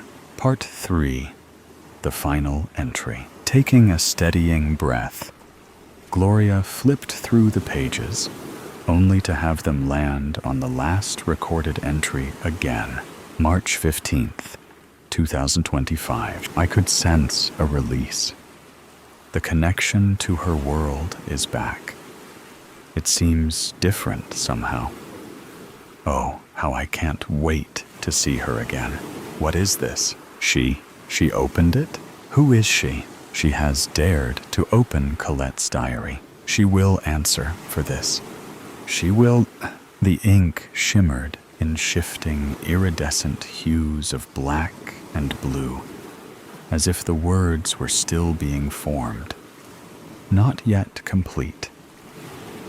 A low hum vibrated through the attic, the air thickening with something unnatural. Gloria clenched her jaw. An aching sense of dread settled in her chest. This wasn't just a diary. This was something else. Something supernatural. Sarah, what did you do? With a deep breath, she turned the page and March 20th, 2025. She keeps running again. I'll find her again. She will tell me where Colette is. She does not belong. She is not Colette. She fights, but she cannot escape. She will stay. If I cannot have my Colette, I found her again. She hides. These people cannot protect her from me. She is strong, but endurance lasts only so long. Gloria's stomach twisted. Sarah was alive, but she wasn't just missing. She was trapped. Somewhere beyond this world, desperation clawed at her chest. There had to be something, some way to help Sarah. Flipping frantically through the brittle pages, she stopped when she found an entry dated April 10th, 1956. The ink was uneven, smudged in places, as though written in haste. April 10th, 1956. I have kept it at bay with consecrated salt. I believe I have found a way to seal this diary. It was forged by Roderick's own hands, a doorway between both worlds. It seems impossible to destroy, but I must protect my husband, my children. The salt has bound the door. He cannot come through that way again. I did love him once, but what he was becoming, now he is lost to rage and darkness. No longer the man I loved. He is something else now. A vile creature. I pray no one ever finds this diary. I have been told, soak cloth in sea salt. Wrap the diary within it. The realms will be severed. If this works, this will be my last entry. If it doesn't, God help me. The smudged words ended abruptly. Gloria's hands trembled as she closed the diary. She knew what she had to do. Colette had sealed the diary once before. Gloria would do it again. Gloria searched the attic, her hands trembling, looking for any salt that may have been left.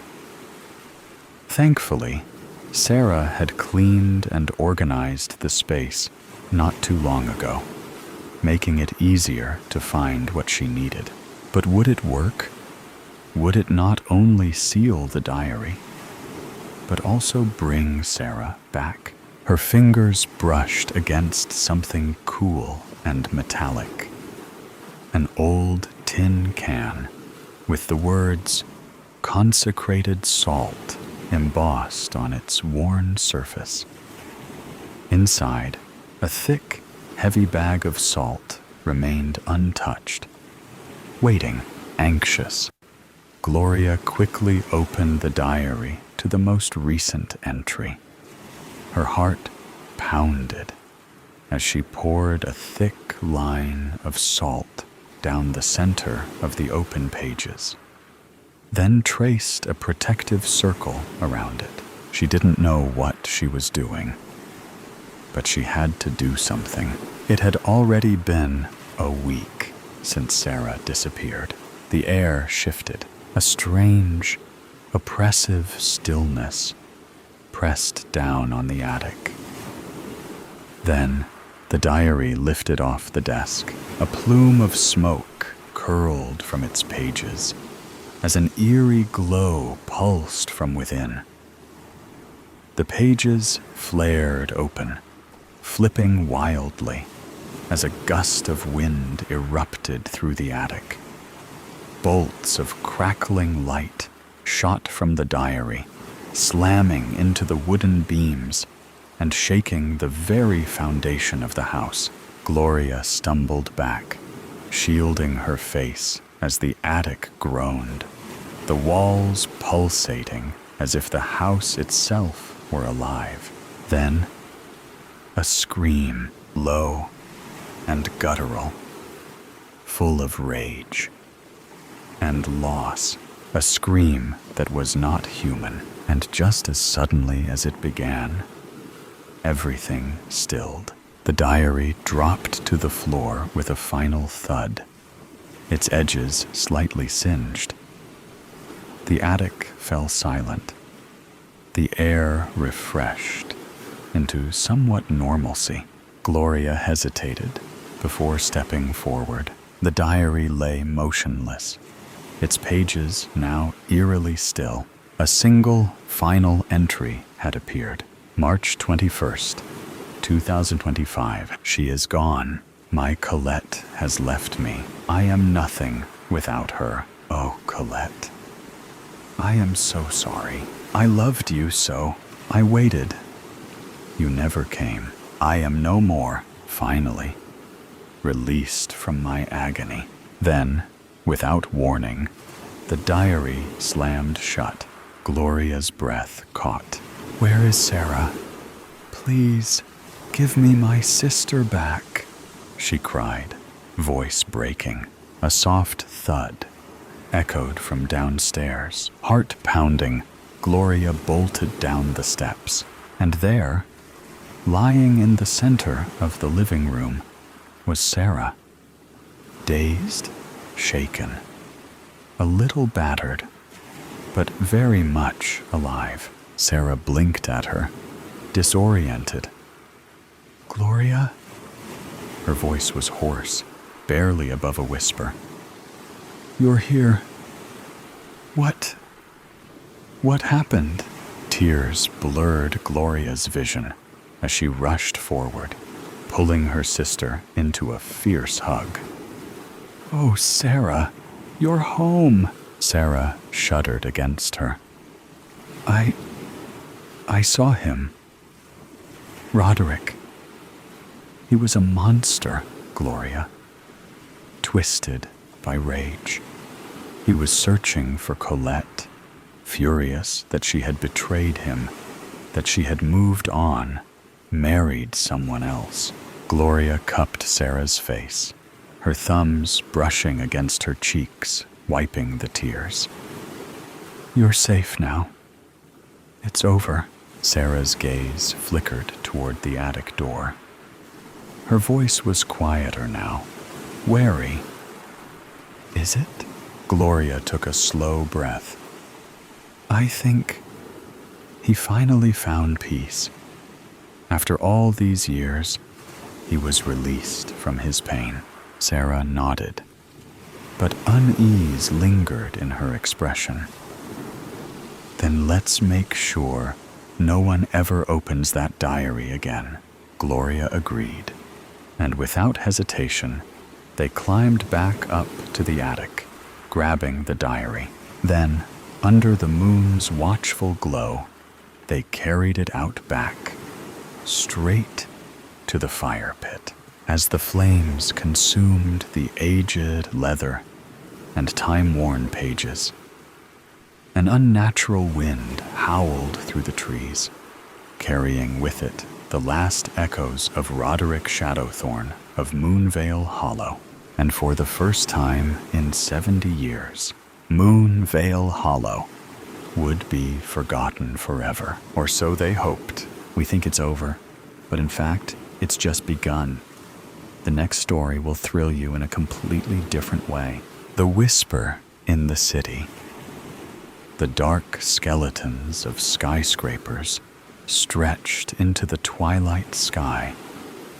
I trudged along an empty street, my feet dragging through the damp sand, leaving deep grooves behind me. How long had I been here? I couldn't tell. The overcast horizon was slowly growing lighter, the mist thinning with each passing moment. The street seemed familiar to me, but any landmarks that might have been here before were completely effaced now. Everything around me was falling apart, disintegrating into sand that covered every inch of the ground. Suddenly, a soft, faint whisper came from somewhere in the distance. I couldn't remember the last time I'd seen anyone else in this desolate place, so I shuffled toward the sound. The voice came again, this time a little closer and more insistent, but I still couldn't make out the words or pinpoint where it was coming from. I tried to pick up my pace, but the sand was dense and viscous between my toes. The whisper kept calling, getting clearer, as though someone was tuning a radio. It was soothing, but firm. I sensed it wished me no harm, at least as long as I did what it told me to. Finally, I understood what it was saying. "Come on, just a little bit further," the voice urged. It seemed like it was coming from a building to my right. I stared into the shadows in the gaping doorway that led into a dark hall. Nobody was there. I caught a reflection in one of the grimy shards of glass jutting from a window frame. Was it me? It couldn't be. How could I be this old and shriveled? I turned away and wandered toward the low horizon. "We need to get ready. Somebody is coming," the voice called from up ahead. A warm rain suddenly began to fall. It frothed in my hair and trickled down my cheeks. The air filled with a strange scent, something fresh and sweet. It didn't seem right. Rain shouldn't smell like that. The voice kept coaxing me forward, and I kept on wading through fragrant sheets of rain, my feet squelching in the soggy sand. After a while, the rain stopped, and the sky cleared a little, though the sun was still hidden behind the thick veil of clouds. The lukewarm mist curled around every turn, filling the streets that branched out from the crossroads I passed. If only it were clear enough to see what lay in the distance. Maybe then I could remember. Just as I reached the next junction, the whisper gave me a new command. "All right, let's get something to eat. Come on now. Turn here." I looked from side to side. Across the road to my left stood the remains of a diner. I plodded toward the building through the endless sand. I thought there couldn't possibly be anything to eat here, but as I stumbled over the threshold, I caught a whiff of toast and coffee. The diner was as decayed as everything else in this city. There was less sand inside than on the street, but it still covered the floor with an even layer. The display counter stood empty, the glass shattered. Here and there, overturned furniture lay scattered across the ground. The upholstery on the chairs and benches had rotted away a long time ago. The cup-shaped clock on the wall was missing its hands. Decay, dust, and sand. There was no one inside. Still, I heard muted whispers coming from every corner, buzzing like cicadas on a summer night. I moved through the room, trying to make out what the voices were saying, but there were just too many of them now. I shuffled through the jumbled chairs and tables to the center of the room. Here, on one of the tables, sat a plate of food and a cup of coffee. My stomach rumbled. There were no utensils, so I grabbed the food with my hands, stuffing it into my mouth. The toast was crunchy on the outside and soft on the inside. The omelet was fluffy and creamy. The coffee was strong and sweet. How long had it been since I had last eaten anything? I wasn't sure. It felt like ages. Suddenly, the air around me shimmered as though in a heat haze. The dilapidated diner faded away, and I found myself in a warm, sunlit kitchen. Light wood furniture, a crisp tablecloth, plates with delicate flower patterns on the rim. A woman stood in front of the stove. Her hair fell in neat waves, and she wore a light blue fit and flare dress. She turned to me and smiled. "Georgie, would you like another piece of toast?" she asked. Was she talking to me? Was that my name? I wanted to ask her what was going on, but before I could find the words, the mirage disappeared. I was back in the decaying diner, an empty plate before me. "Okay, George, you're done? Let's go now," the whisper cooed. I followed the voice back into the street. It kept urging me forward with its bright, incessant tone. Well, at least now I knew my name. But all the other questions still whirled in my head. What did the voice want from me? Where was I going? How long had I been here? Who was I? Really, it felt like this mess in my head would boil over, washing away all this dirty sand and all the debris of this dead city. I gritted my teeth, clenched my fists, and plowed forward. At last, the road led me to a park. Patches of grass poked through the sand. The trees, covered in yellow and red leaves, peeked through the fog, taunting me. A path lined with benches led into the mist. All right, let's sit down here. I settled onto the nearest bench. Quiet fragments of music fluttered to me from somewhere far away. The sound was comforting, familiar.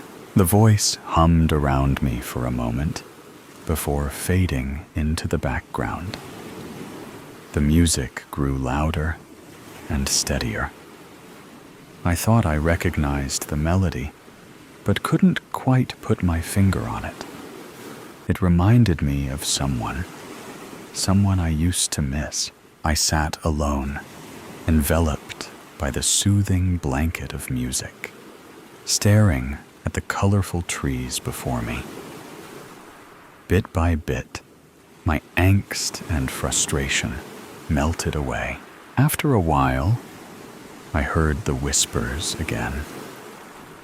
The voice that had been guiding me was talking to somebody else now. The new voice seemed familiar, like I'd heard it sometime long ago, in another life. I felt a movement in the air beside me. Someone touched my hand. "Dad? Dad, it's me." "Child." The small room was tidy and clean, as nice as a room in such a facility could be. The curtains were open, and you could see a small park, colored in gold and red by the approaching cold. An old jazz standard was flowing from the player in the corner. A woman sat on a stool beside an armchair, where an old, frail man rested. She held his hand. "I'm sorry, Miss Ross. He's not having a good day today," a nurse said gently from behind the armchair.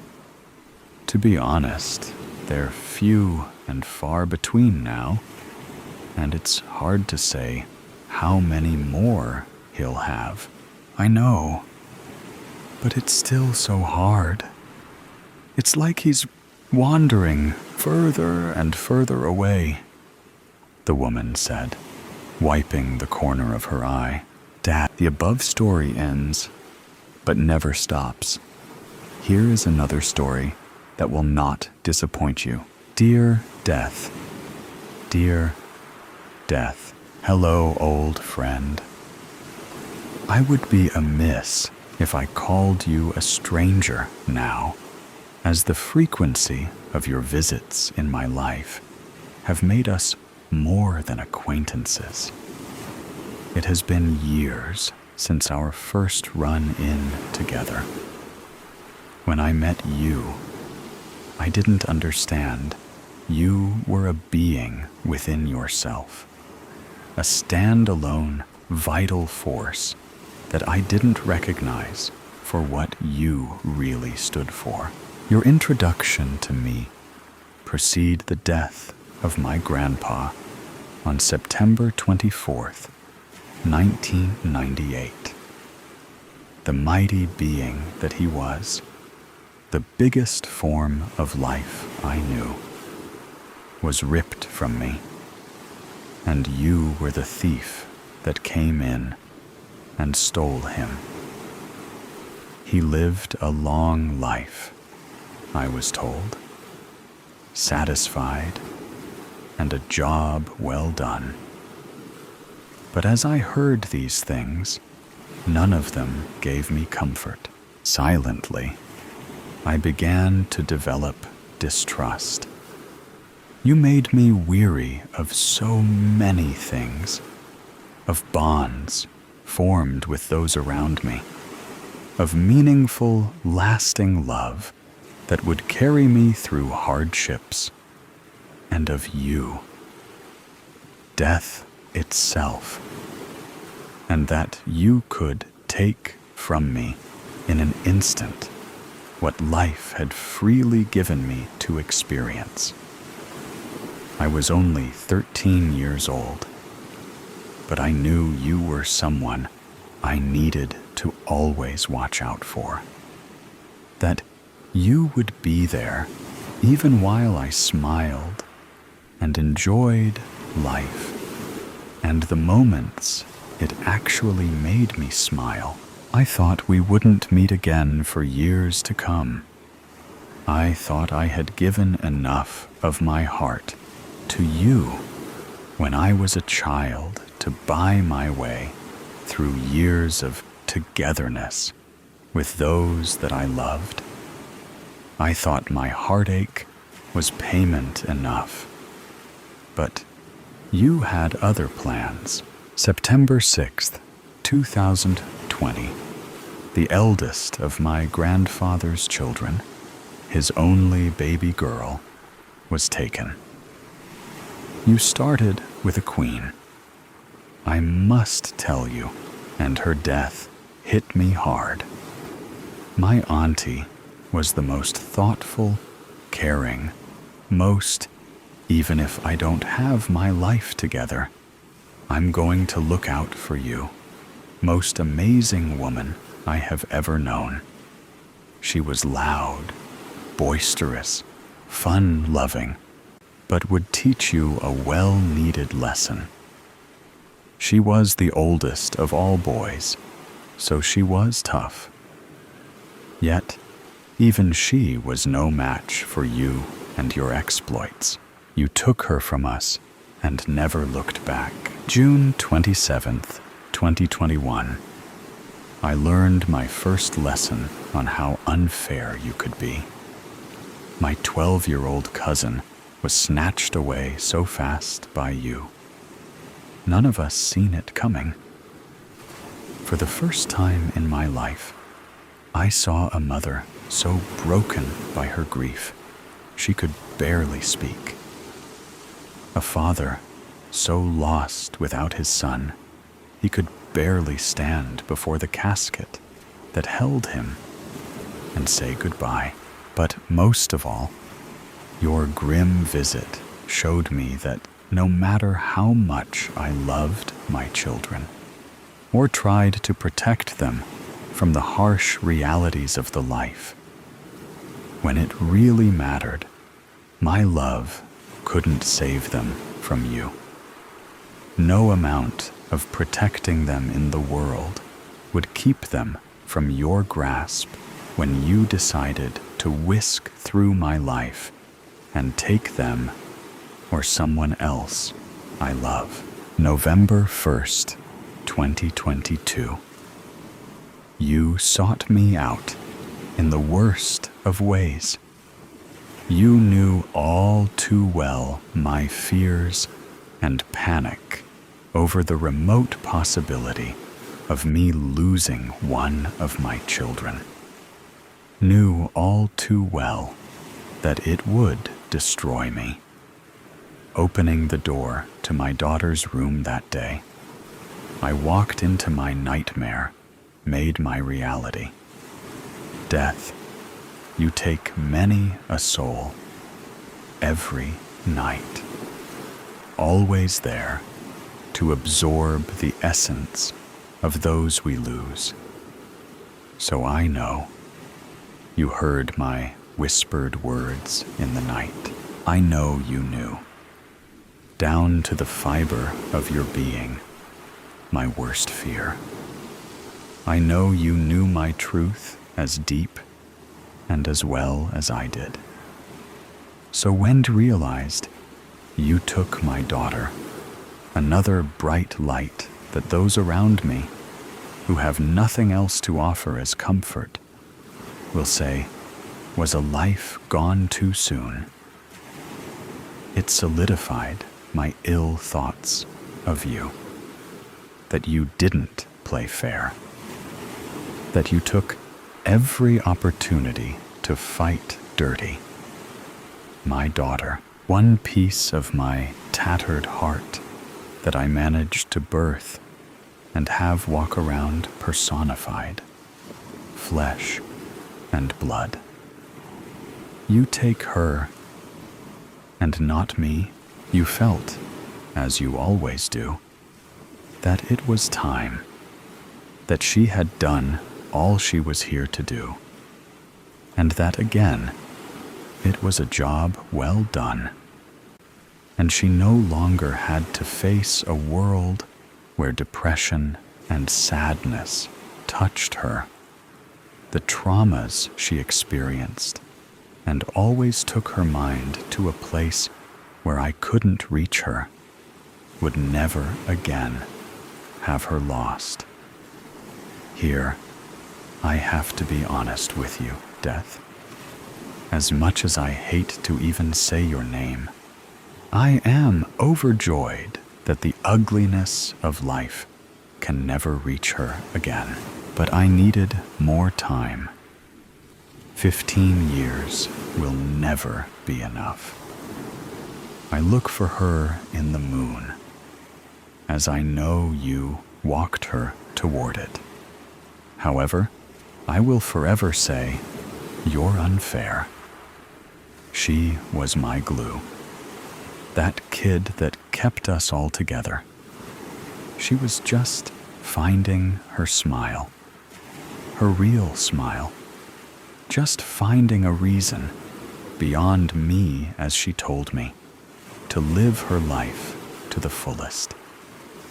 You took her little sister's person, and the one she talked to all the time, her brother's game partner, whom he discovered new levels on soul caliber with, her big sister's binge show watcher, and how they could watch whole seasons together in one night, her father's favorite, and how he doted on her, her mama number two's confidant, and how she helped her realize it was okay to love herself, You took my partner in crime.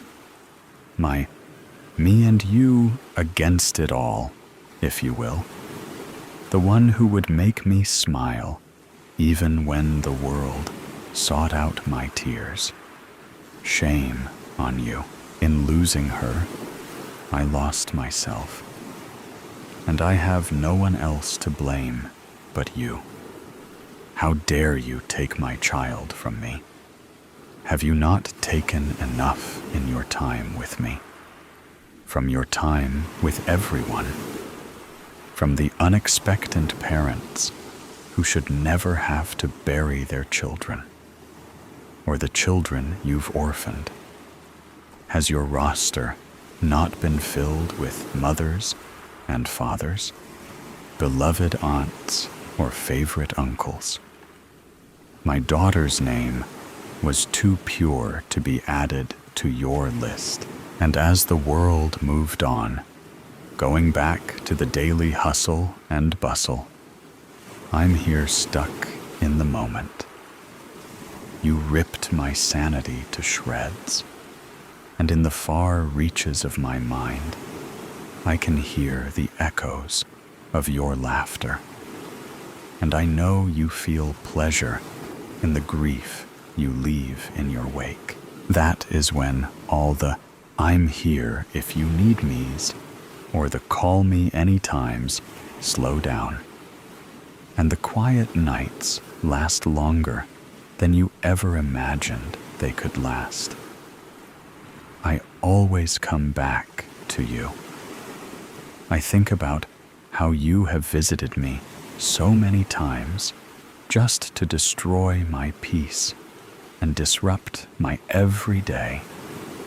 The day you took my daughter, you took a piece of me too, and you have left me forever, grasping at the dark threads of your coattails, trying to hold on to the part of me you are trying to take, my grip constantly slipping, but I can't let go.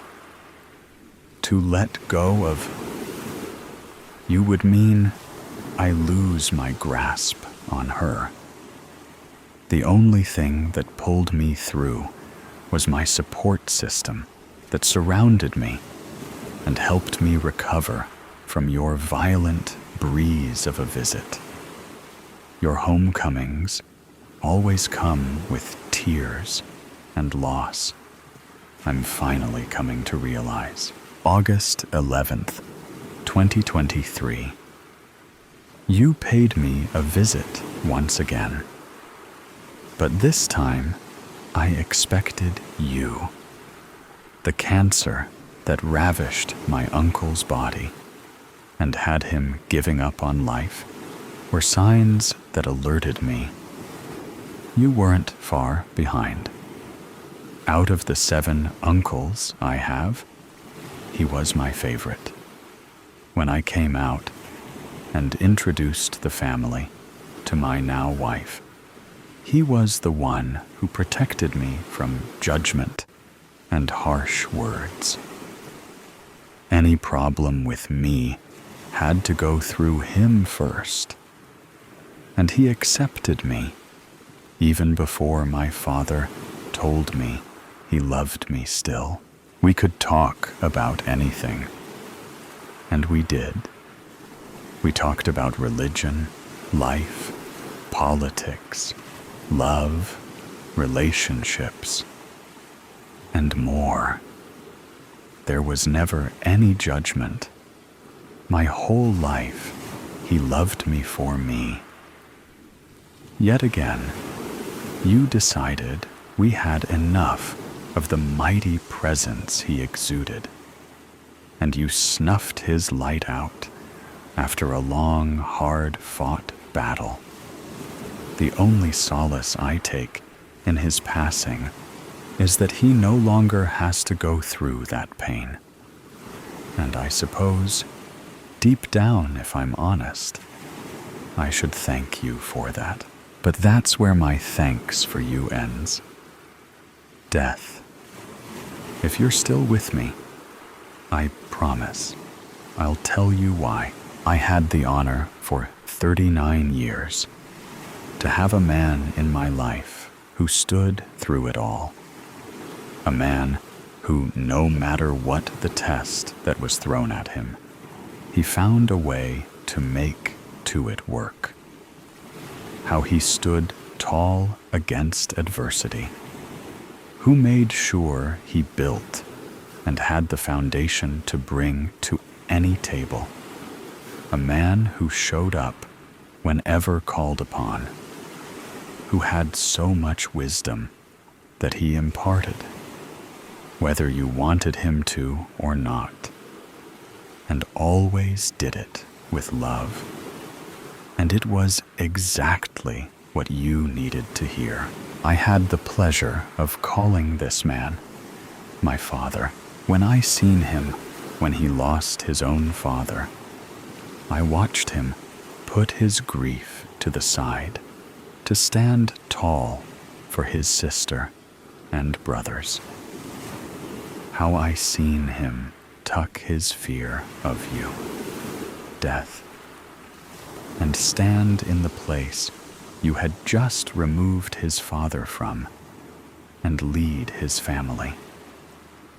When I seen this, I seen a mighty, strong man that stood against it all, including you, to make a way for his entire family. Not just his children, but for his brothers, wife, and anyone he came into contact with. He exuded strength in a way that made even you, death, stand still, if only for a while. For as you always do, you creeped and snaked your way in and preyed on most anyone's worst fear, losing the ones they love. You always find a way to strike when our defenses are down and our hearts are at their fullest. My father's strength is what I always leaned on, what I drew from. When I was weak, he poured his strength into me, even if he didn't know it. Whenever I called for him, he showed up, no questions asked. It was this example he set for me that allows me to show up for my children in the same way. When I needed my father, he was more to me than anyone could ever be. Yet the smile that man brought to my face shined too bright for you to know that he was one of the main reasons I survived. You selfishly taking my daughter from me. To know he poured so much life into me, even though you had tried your hardest to break me. To know that I no longer have that strength to call upon has broken me in a way I never knew a person could break. I see you relish in the pain you cause as you unfairly take the children of strangers, mothers who have lost their young ones, just like me.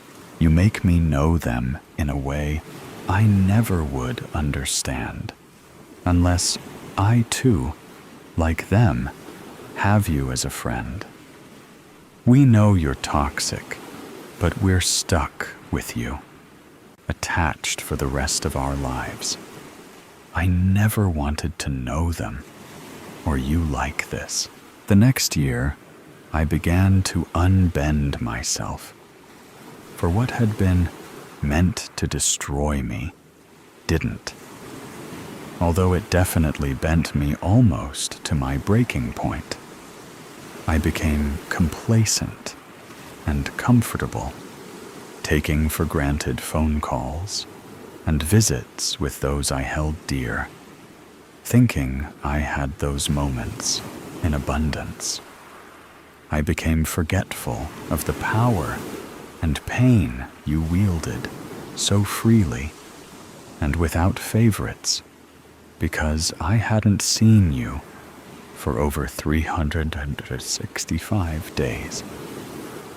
I relaxed enough to think, I can finally breathe. It hurts, and it's labored, and feel like needles poke me with every intake, but I can take a breath, and it feels like I never have before. 2024 for me was a year of realization, reckoning, redirection, and remembrance. And I must admit, the embedded hate I constantly feel for you, the fear of you that I always have on the back burner of my mind, took a back seat to my goals and achievements, and my planning to make things better for me and my family, and do them to honor my daughter's memory. It was a time for promises made and kept, to do better for her than I had been doing in the time since she'd been gone. For I had lost myself for a long time because of your thievery. When I lost her, I lost a large part of who I was, and I spent months on an alcoholic whirlwind. It was my father who finally broke through my hazy merry-go-round with his love and understanding and words of wisdom and support. I'm 39, and I still have yet to make a single decision without him. His opinion has always held a heavy weight in what I decide to do, no matter how big or small the decision. To you, however, my decisions are irrelevant and null in void.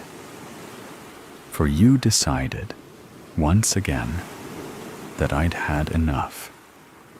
And when you decide things, your decisions come with such finality. I'm starting to understand that you see our fears and they empower you. You made me realize, in real time, one of my worst fears. And yet, not even a full 3 years from the date I lost my baby, and you took the air form my lungs, you're still searching the inner reaches of my being for more, saying gleefully to yourself, who else is she scared of losing that I can take and watch how she crumbles? On January 27th, 2025, my pillar of strength, my Papachu, my Superman, breathed his last breath. He kissed my mother on her cheek, told her he loved her, waited until he was alone with you, and followed you onto the abyss. How can he be gone? He's Superman. I assume you were his kryptonite. He knew he was close and felt you hovering, but he knew all too well our fear of losing someone else, and that fear of you hurting us again kept him quiet. You stole his voice, and he couldn't let us know his true pain, although I didn't think I would see you again for years to come. When I felt you this time around, you were like a fragrance in the air that I recognized instantly. I hate that you are so familiar to me. You took my daddy. How could you? When I got the call carrying the worst news I could hear, I knew it was because of you, before a word was spoken. You, Death, have left me truly on my own in this world, with this constant, pulsing, alive, reverberating fear of your next coming, and who you will take this time. I don't even know if I fear you anymore. More so, I now expect you to unexpectedly, without any preparation on my part, will float through my life and etch notches in me as if I were a wall measuring the continued growth of a child. You have shattered my already broken heart into a million pieces, and all I can manage is this plea, Death. I plead with you. Let us once again become strangers. Let us become so distant. The thought of remembrance between us is alien. I want to know you no more. Flee from me and touch not any more of those I love. I have given enough of my heart as payment for the bonds I've created, and you have severed. Please sail away on the ocean of tears. You have forced me to cry and never return to me. Signed, your well-known, but very reluctant and unwilling friend, Khalees. Thank you for being here to listen with me. Let's enjoy the new story together. Two monsters, Anatolius's home had been destroyed. Apart from the crackling of fires, still eagerly munching at the dregs of what used to be beautiful greenery, the island was silent. Anatolius might not have noticed the army behind him, were he marching on an adjacent kingdom. This kingdom, his kingdom, had been razed. Every home they passed was either a pile of ashes or the blackened husk of a stone wall. Anatolius pressed on. Nepheli had to be okay. She'd been alone with Anacreon for 6 years. He still had to apologize for that. He remembered the linen sheets she'd wrapped around their boy as she carried him. The boy with her blue eyes and the golden hair Anatolius himself had been born with. Hair that would by now be darkening to a soft brown. He'd been looking forward to catch up with them, with the goings-on of the kingdom, with the childhood he'd missed out on. As they walked through the town, he heard several of his men cry out. The sounds of weapons dropping to the stone roads and the sound of feet racing off. Several corpses dotted the paths. Most were burned beyond recognition, but a few wore helms bearing a crest that had been melted by the heat. None of his men, of course. Some army that had sacked the place, but some didn't wear armor. Anatolius was trying not to think about that. He had to see to Nepheli first. He had to. His sandal hit an uneven patch of stone in the path, and he stopped. Behind him, the sounds of his army rustled to a stop. No, he stumbled forward, the dying light of the day casting long shadows that blended with the soot-blackened stone, as if to trick him into thinking that it was supposed to look like this. The courtyard was in disarray. The once beautiful gardens that Nephili had so meticulously tended to were reduced to cinders. The 2 cypress trees at its entrance, little more than stumps. A bench lay in a heap of broken stone. The doors, at first glance, were open, though taking another trembling step forward, Anatolius realized there was no door in the hollow mouth leading into what was once his home. "Sir," Anatolius jumped. He'd thought most of the men had run off, seeing to their own homes, but Theodoros stood behind him, standing to attention. His eyes were hard, as if he were pretending to be blind to the destruction. Theodoros had fled his home, a country to the south, one with gods like Niam and Anansi, rather than Zeus and Hermes. He remembered helping the man out of a shipwreck when they were boys, making a comment about being surprised he'd survived the wrath of Charybdis, and realizing the boy couldn't understand his words. He didn't even have the language to tell Anatolius his name.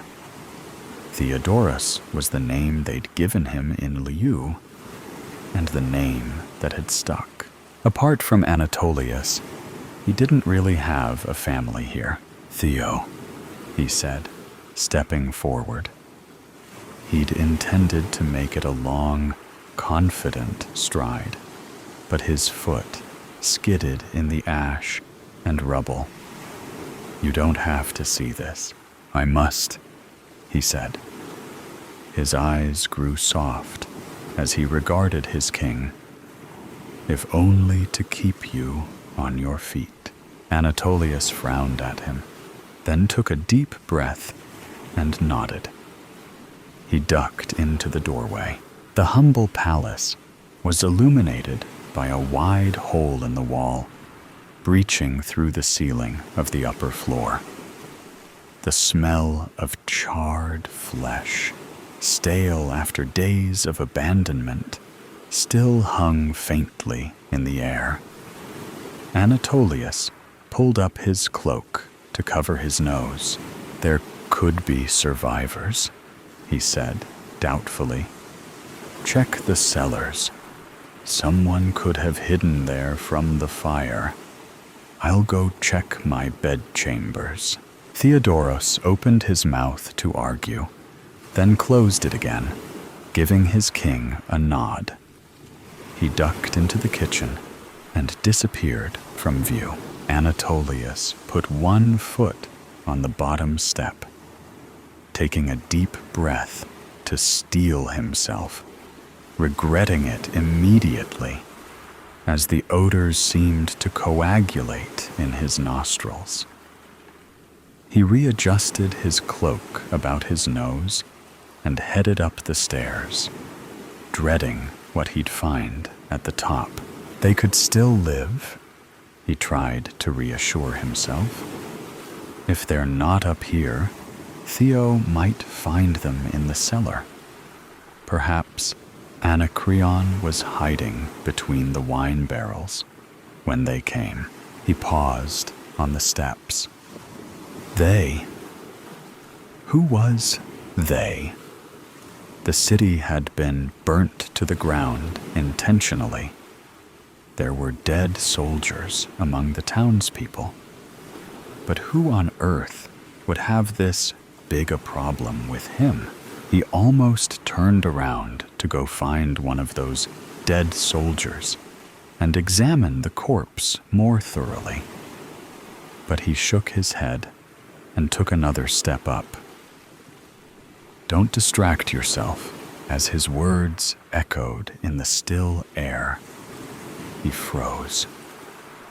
The sound of something rustling in the rooms overhead were distinct now. A scuttling of feet and fabric. Someone was here. One hand on the hilt of his xiphus, he charged up the stairs. It could be Nepheli, but it could be someone else entirely. He threw his shoulder through the remains of the door, barging into his rooms amid a shower of soot.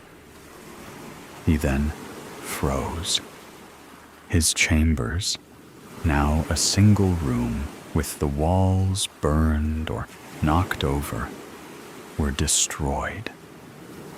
He shook his head, refusing to let himself be distracted by the destruction, and turned to the bed.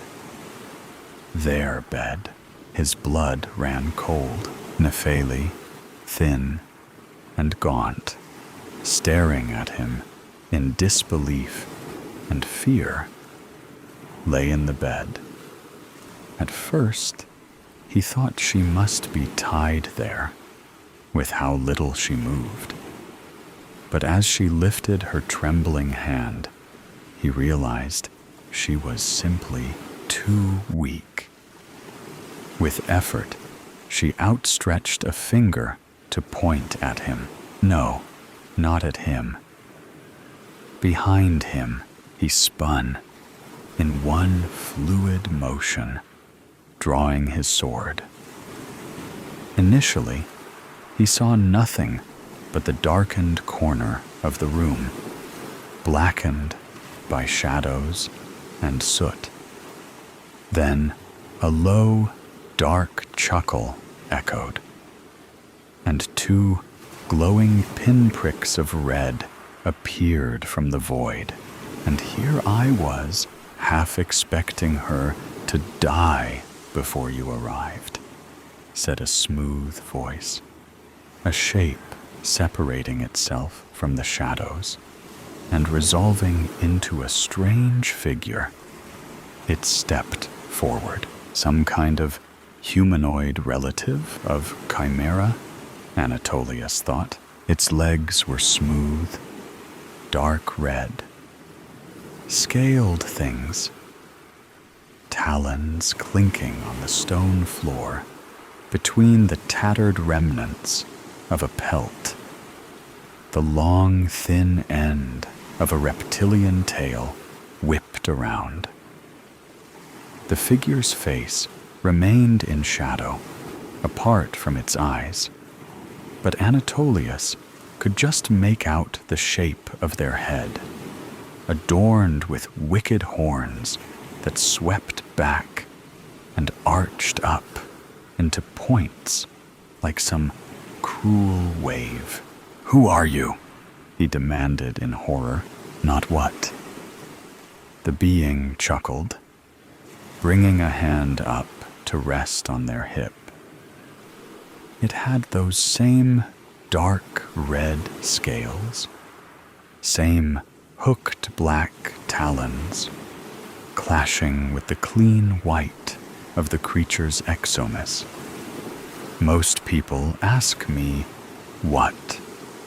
I've had many of these conversations, King. Yet you're the first to ask after my identity first. I'll commend you on that. I know what you are. You're a monster. You brought your army here to destroy my people, and I will know why. Speak. The figure, infuriatingly, remained still. Another chuckle rumbling in their chest. Anatolius could practically hear Nepheli's bones vibrating as she trembled in fear or exhaustion, perhaps both.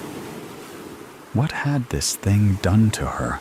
"It's quite close to dark," they said, drawing his attention back. "Are you certain you want to strike now? What's that supposed to mean?" He shot back. One more dark chuckle. One more tremulous heartbeat. The sun was barely a blood-stained sliver cresting the windowsill Then it was gone, the light dying from the room. The figure swept toward him. Only his reflexes saved him, his foot swinging out as he pivoted, trying to catch the creature unawares. The first thing Anatolius had learned in war was that a soldier's sword wasn't his only weapon. An instant later, he was staring at the ceiling through star-clouded eyes, wheezing for breath. The creature's tail tip unwound from his ankle, and the thing stepped over to look down at him, a silver grin cracking the violet dusk light. "You should have gotten her and gotten out," they said, and lunged down at him. Cat. Pain greeted him as he woke. Head muddled, he groaned, reaching up to rub at a crick in his neck.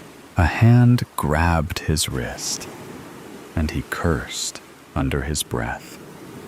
"That thing, let go!" The words, though attempted to be forceful, came out as a pained hiss. He glared up at the figure above him, reaching for his sword.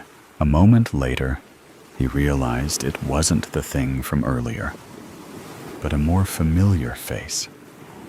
Theodoros. Anatolius relaxed. What happened? Theodoros loosened his grip on his wrist, readjusting to help Anatolius sit up. There was a pain in his eyes, Anatolius realized. Or was it guilt? He shook his head to clear it, feeling a lot like he was nursing a hangover without having drunk the wine. "I am sorry, Your Majesty." Anatolius looked around the room. It was still in the same disheveled state as before, only now a huddled mass lay on the ground beside him. The creature, he realized. Its tail was still coiled lightly around his leg, but it lay in a puddle of blood. And Anatolius realized with shock that the sword whose handle he'd been reaching for was buried in its chest. Looking over the thing now, it seemed so much smaller, so much less imposing. He could see its face clearly now. Nearly human, but for a dusting of crimson scales across its cheeks. Had they been that bright before? Or had he been imagining it in the distorting shadows of the encroaching night that collected in patches around the outside corners of its hollow silver eyes, framing its face?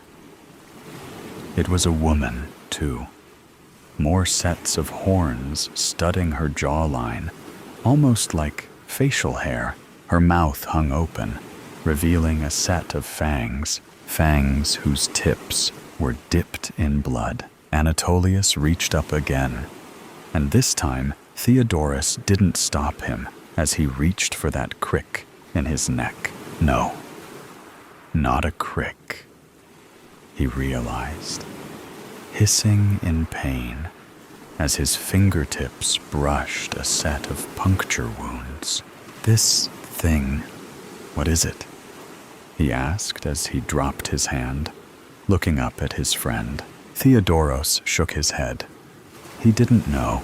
Anatolius stood, feeling dizzy and weak as he got to his feet.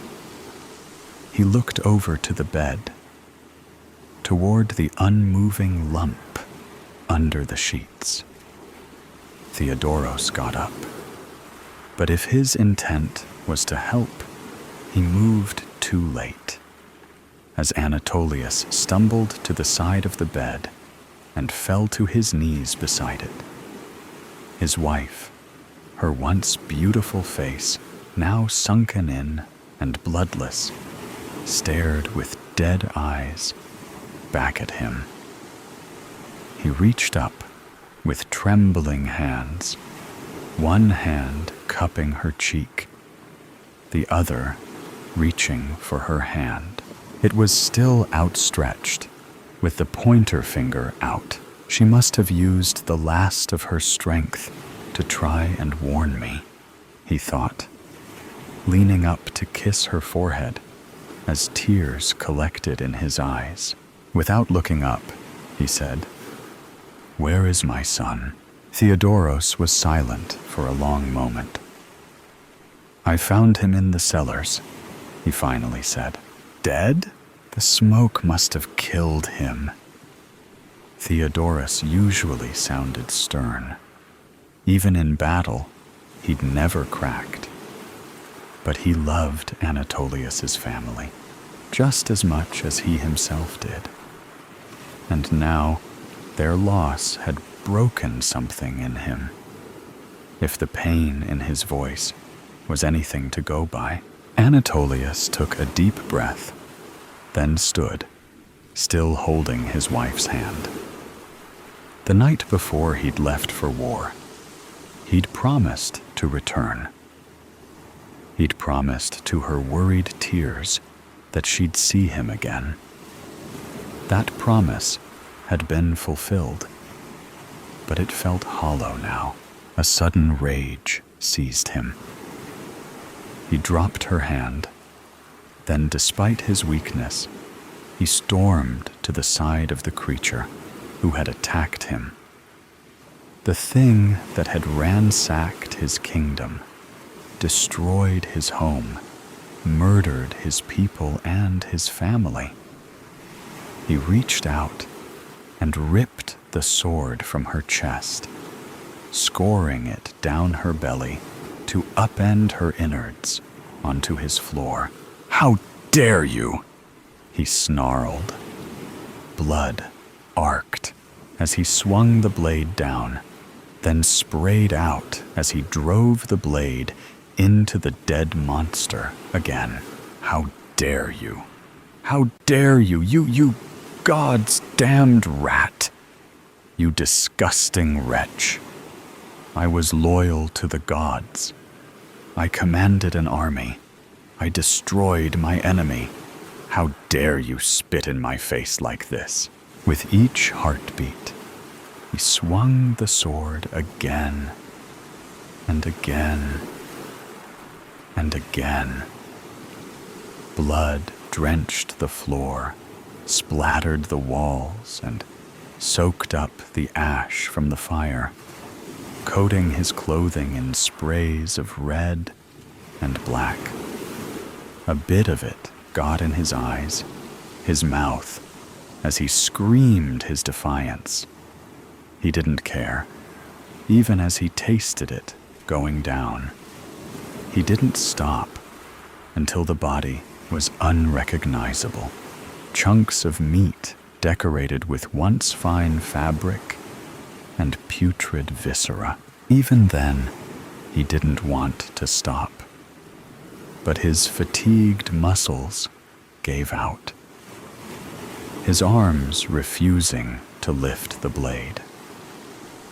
He glared at the thing, the only bit of it still vaguely intact, its mouth, still agape. Then that mouth closed and smiled at him. "So you accept," came a voice, though the lips didn't move further. He blinked, about to turn to Theodoros to ask if he'd heard it too, then froze. Anatolius was no longer in his room. He looked around, finding a field devoid of color. He spun sluggishly, wondering if he'd threat of exhaustion, if he was about to be approached by Karen and guided by Fairy to join his family. For a moment, he hoped so. Then a sound echoed. A footstep. A figure did approach him, but not the figure of the god he expected. A familiar figure, with lizard's legs and a thin, whip-like tail. He hissed and crouched down, sword ready, and lunged forward with a strength he thought had abandoned him. "Wrong way, King," said the woman's voice. Snidely, he whirled on her, slashing once more with his blade. Again, her voice was behind him, though this time it was an exasperated sigh. "Maybe I won't tell you what you've done to yourself. It's more fun to imagine your despair from Tartarus. Anyway," he turned, though this time confusion stayed his hand. "What I've done to myself?" The creature gave him a flat look, clearly disappointed. "Yes. You could have let me kill you. I came to your kingdom, destroyed it, slowly drained your wife, and let your son choke on his own death in the cellar. And you didn't bother to ask me why. I'm insulted, Your Majesty." He curled his lip. "Why would I want to know why? You deserve death." "Oh, I'm already dead. Good job on that, too. Though if you'd been a little quicker, you might have escaped." "What?" He paused. She'd opened her mouth, tongue tracing his blood off her fangs. He reached up, finding the wound she'd given him, though in this strange place, touching the area didn't hurt. "I've made you immortal," she said smugly, hands on her hips. "That wasn't my goal, though. I am very old, Anatolius. I was hoping to die. I was just glad for a little fuss on my way out." "Why seek me out for that?" he demanded, hand still on the wound, as if by covering it, he could avoid the immortality she promised. Something told him it wasn't the immortality he might have wanted. "I've heard of the wars you Greeks wage," she said conversationally. Lifting one hand from her hip, she cupped the air, and Anatolius jumped back as a lithe flame danced in her palm. "I carry a power to make them more destructive, as made evident by what I did to your home. The power of one creature's rage. I did not bring those soldiers, Anatolius. That was one of your allies, sending their army to defend your people. They failed. You..." His mouth went dry. "You did all this on your own?" She grinned, crooking her fingers around the flame in her hand. Upon closer inspection, that flame was bigger than it appeared. Bright orange, bleeding into a pinkish hue, and then darkening to black as they curled around her cruel grin. "That was my power, Anatolius. And now it's yours." She swept forward soundlessly. Then, suddenly, her hand was on his chest, the tips of her claws digging into his flesh and caging the flame against his skin. He screamed, but before he could swing his sword again, she'd pressed it into his chest. Everything became blinding pain. The fire seemed to consume his heart, then flood through him along the paths of his veins. setting him alight. That strange flame morphed him into a human-shaped bonfire. Everything was flame. All he knew, everything he'd ever known, was that flame. It burned away every bit of him, leaving a smoldering hunk of coal in his place. Within himself, he saw two faces. His wife, smiling at him, her dazzling beam burning away the memory of her dead in her bed. That of a young boy, older than he'd known his son, but undoubtedly him all the same, grinning playfully up at him through the mess of curls on his head. Though made of that flame, he reached out, pulling the both of them into an embrace. When he woke again, once more looking up at his own ash and blood-flecked ceiling, once more with Theodorus's face looking with concern down at him, there were tears in his eyes. Anatolius's home had been destroyed, so today's story has come to an end. Or perhaps it never really ended. There are mysteries still there, questions still unanswered, and sometimes things that seem to only exist in stories can creep into reality in unexpected ways. Are you sure that when you turn off the sound, everything around you will still be normal as before? Or is there something watching you? Either way, always remember that these are just stories, or at least we want to believe that they are.